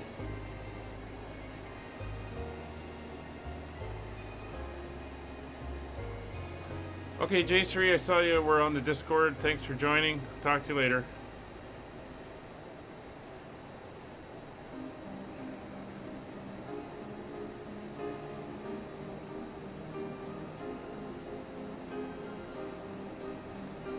Alright, so we're going to want 2,200 feet now. Bring her down to 2,100. Hopefully that'll start slowing us down a little bit more. Again, we are at 0 throttle.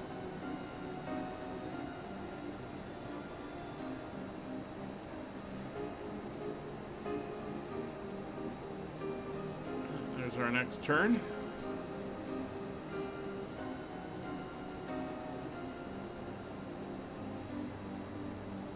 Speed's down to 300, 13,000 feet.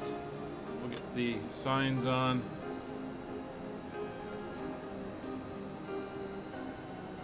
Kill the music so that I can concentrate.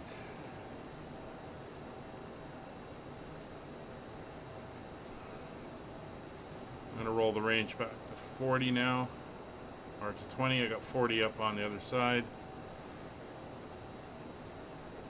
Thanks, J3. Appreciate it.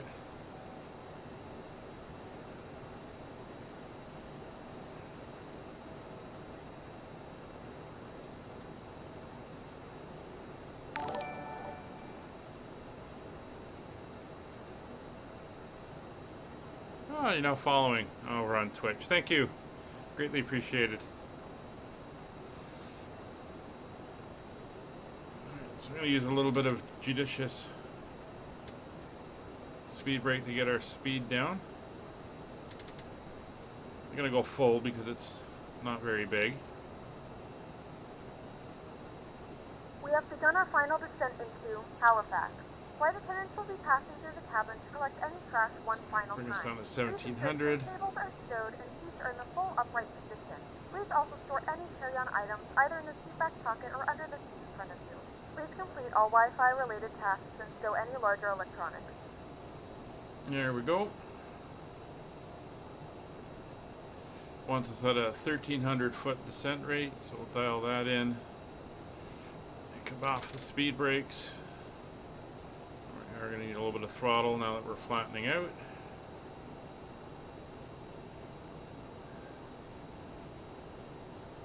There's 10,000 feet. Lights coming on.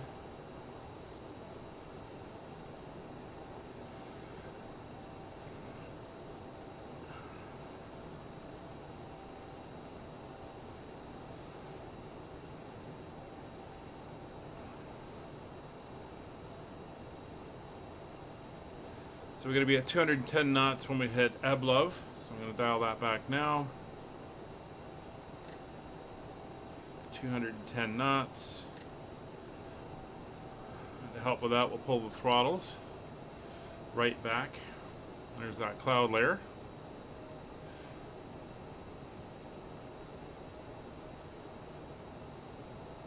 I'm going to bring our range down to 10. 1,100 foot per minute, so we'll dial that back to 1,100.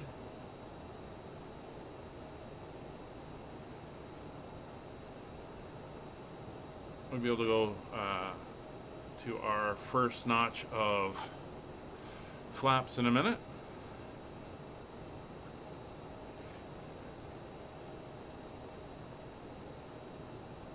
So once it's at 5,000 feet by the time we get to ebb low. Once 1,000 foot down angle.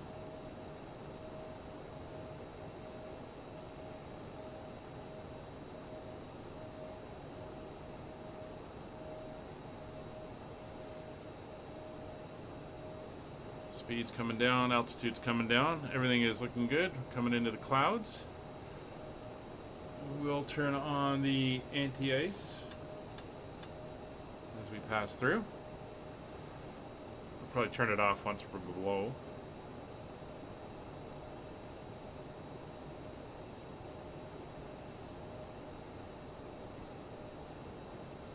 Alright, so now that the speed's coming back over here, I'm going to come over, we're going to set all and set our landing speed, so all our landing performance data is now set.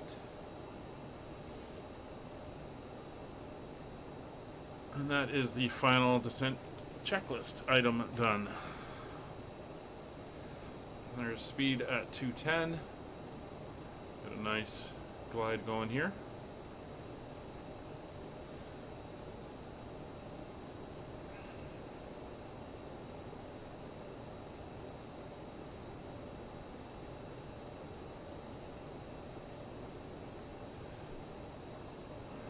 Come down to 800 feet per minute.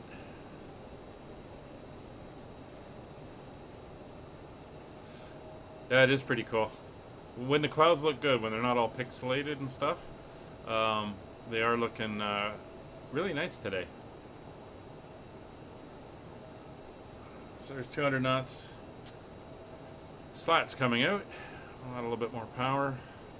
Keep it at T speed.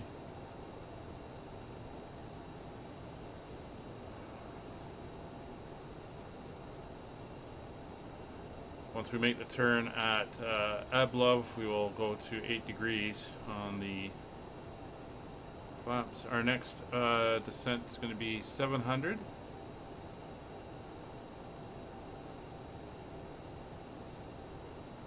Feet per minute. So we'll bring that to 700.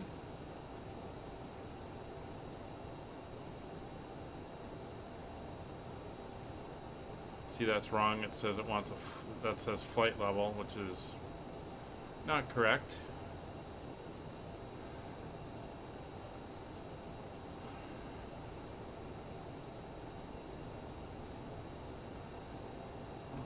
Let's speed up. Flaps 8.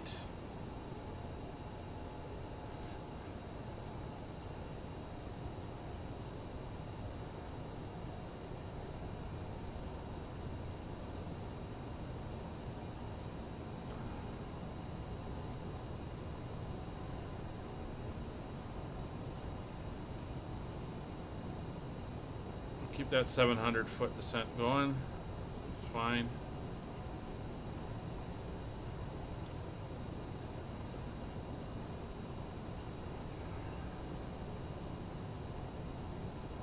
We'll set our decision height. It's going to be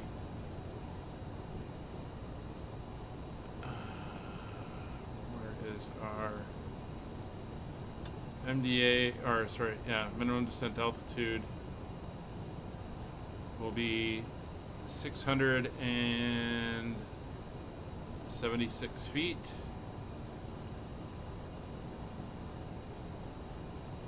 So 680 is set.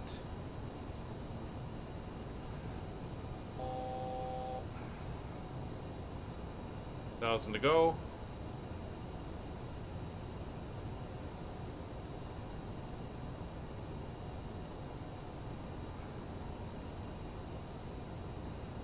Bring that to 1,000 foot per minute drop.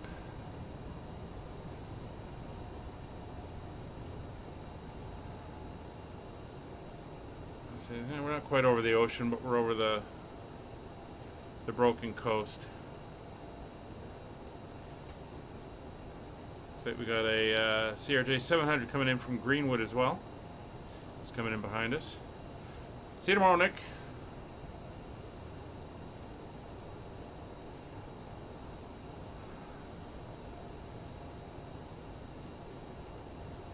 Gonna make the turn. Oh, vectors? No, not vectors. We're gonna go direct to Volkill. Execute.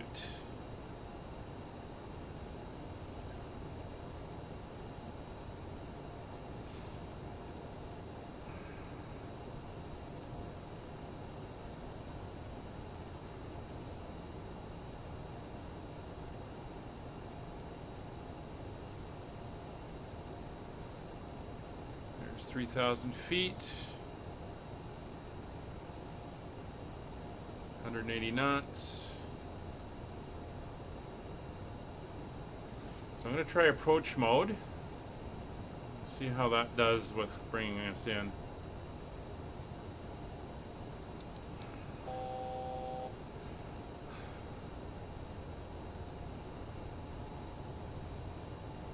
We should be in altitude hold. I don't know why we're still descending. In the turn. Okay. Speed slowing.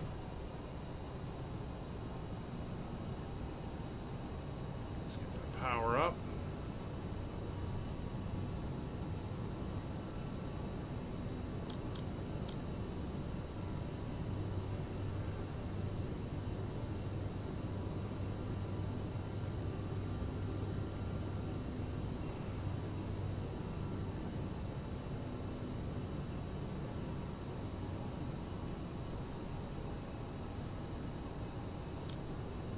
Don't want to let her get too slow on that power curve.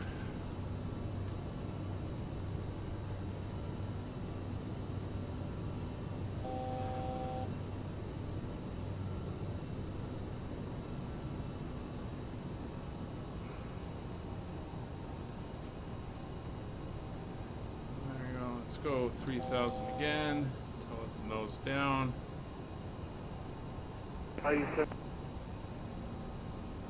Halifax traffic, Air Canada 625, taking position 05.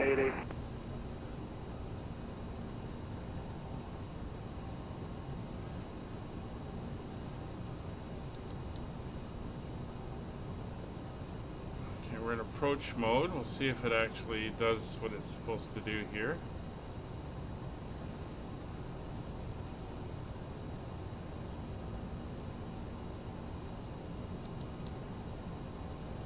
I don't think it will, so we're going to go heading mode.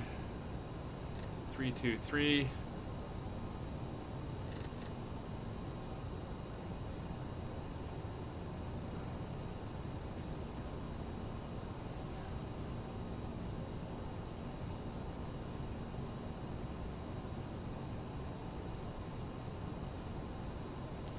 Halifax traffic, Jazz 8102 established on the RNAV for runway 32. 10 miles out. Alright, let's start slowing her down. You can see the airport ahead. I'll have to look up how to do a proper RNAV approach. It's flap 3. Halifax traffic, Charlie Foxtrot down. India, Alpha November, currently 18 miles out. And Initialization.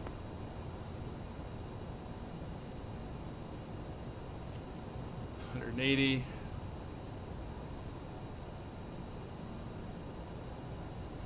So we're going to want about a 750 foot descent rate once we hit Dusta.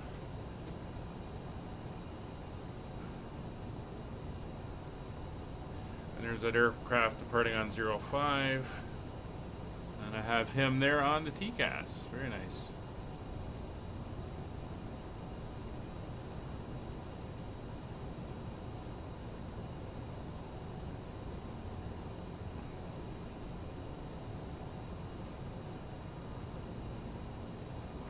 So, next level of flaps, keep the speed up.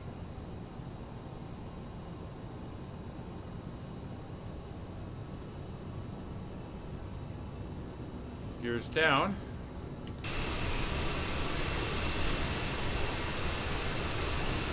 Alright, roll full flaps.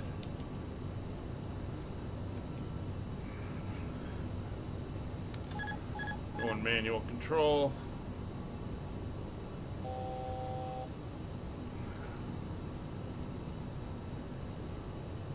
Be under the clouds. Halifax traffic here, Canada 65, airborne off, 05, climbing 5000.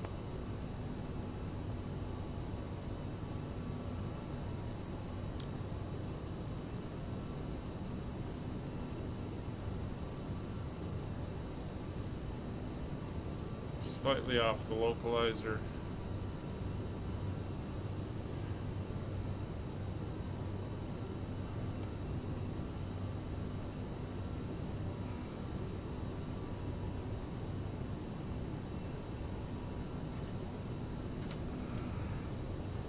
And there's Dusta, so let's start heading down.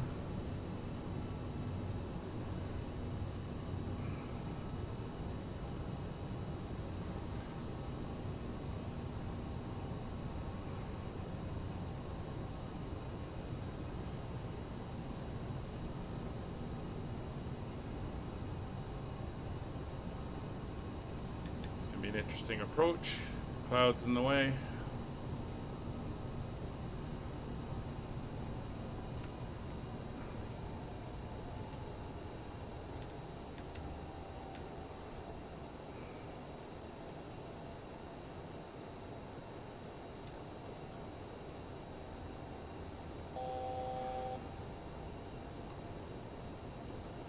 Head towards the airfield.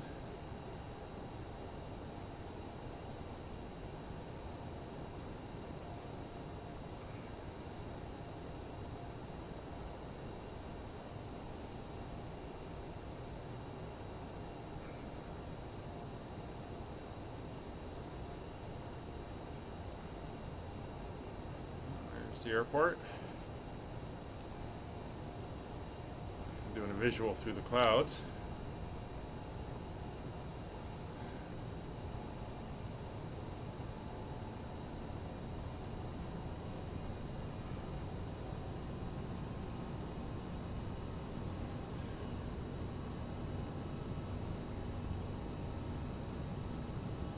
High. Alright, gear down 3 green. Landing strike reversers are armed. Spoilers are retracted. Flaps full. Cabin crew is notified. Lights are on.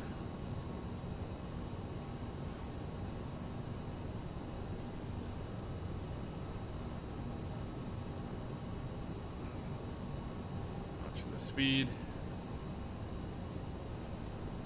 High. 500. 400. Sync rate. 300. 200. 100. 50. 40. 30. 20. 10.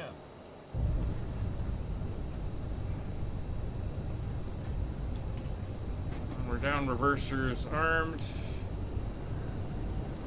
Manual braking. We're going to get off here at hotel.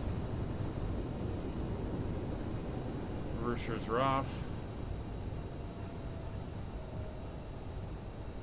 Welcome to Halifax. Ladies and gentlemen, welcome to Halifax. Interesting arrival. Not recommended. Charlie Foxtrot, India Alpha November, Halifax traffic. The aircraft has come to a complete stop. What your thoughts? 3 miles downwind to land, runway 6. As this is your final destination, we thank you for flying Halifax with us and traffic. we hope to see you again. Jazz 8102. It's clear, runway 32. Probably landed on the other one, used the ILS, but hey, it was an experience. Okay, landing lights off, taxi light can stay on, strobe lights are off. Gonna bring on the APU. TCAS will go off, and radars will go off. And starting APU, taxi to the gate. The flaps.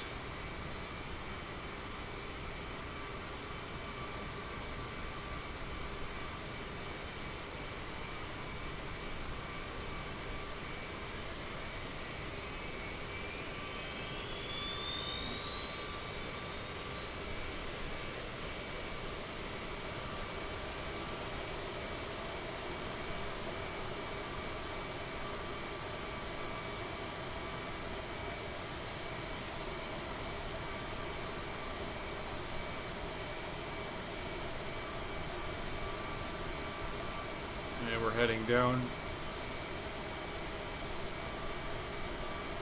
to this end.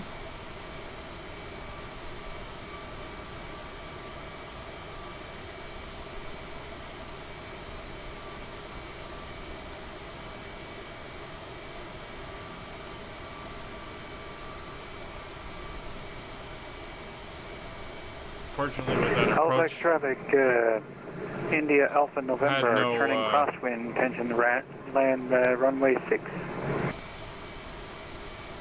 had no lateral guidance. Runway 6. Wow, it's landing with a massive tailwind. Anyway, here's our stand at the end. Well, we're gonna get ourselves in. Just watching the replay, I haven't even landed yet on YouTube. Thanks, Brian. Have a good one.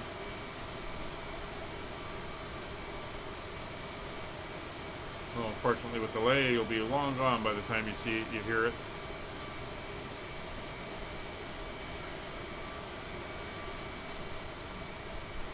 We'll get ourselves on the line. Watch the marshaller.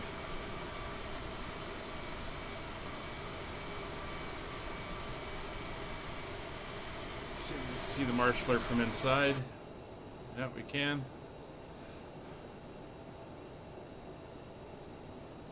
Let's see where they put us. We've only got one wand. Budget cuts. Alright, we are here. Welcome to Halifax. So APU is on, APU is available, there is no ground power available, that's fine. Parking brake is set, seatbelt signs will come off. Thrust levers will now shut off.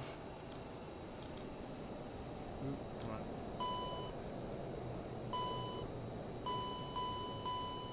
Anti-ice will come off. Fuel pumps 1 and 2 are off. Beacon light is now off. Taxi light is off. Nose wheel steering switch is disarmed. And we can open up and everyone can start getting off the aircraft. There we go. I'm going to walk out and go over to the door. Actually, let's see if we can get the jetway over. So we'll put the bars down. And, oh, I took toolbar pushback out because of the other one. Halifax traffic, India Alpha November. Turning downwind, runway 6, Halifax traffic. Anyway, it's a beautiful day in Halifax, a little bit windy, but that's all good. Thank you all for watching. If you haven't hit subscribe, throw a like on it. If you want to throw a comment on it, that's very, very welcome. Don't forget you can join the Discord, links in the description below, and we will see you on the next flight. Take care, everybody. Bye for now.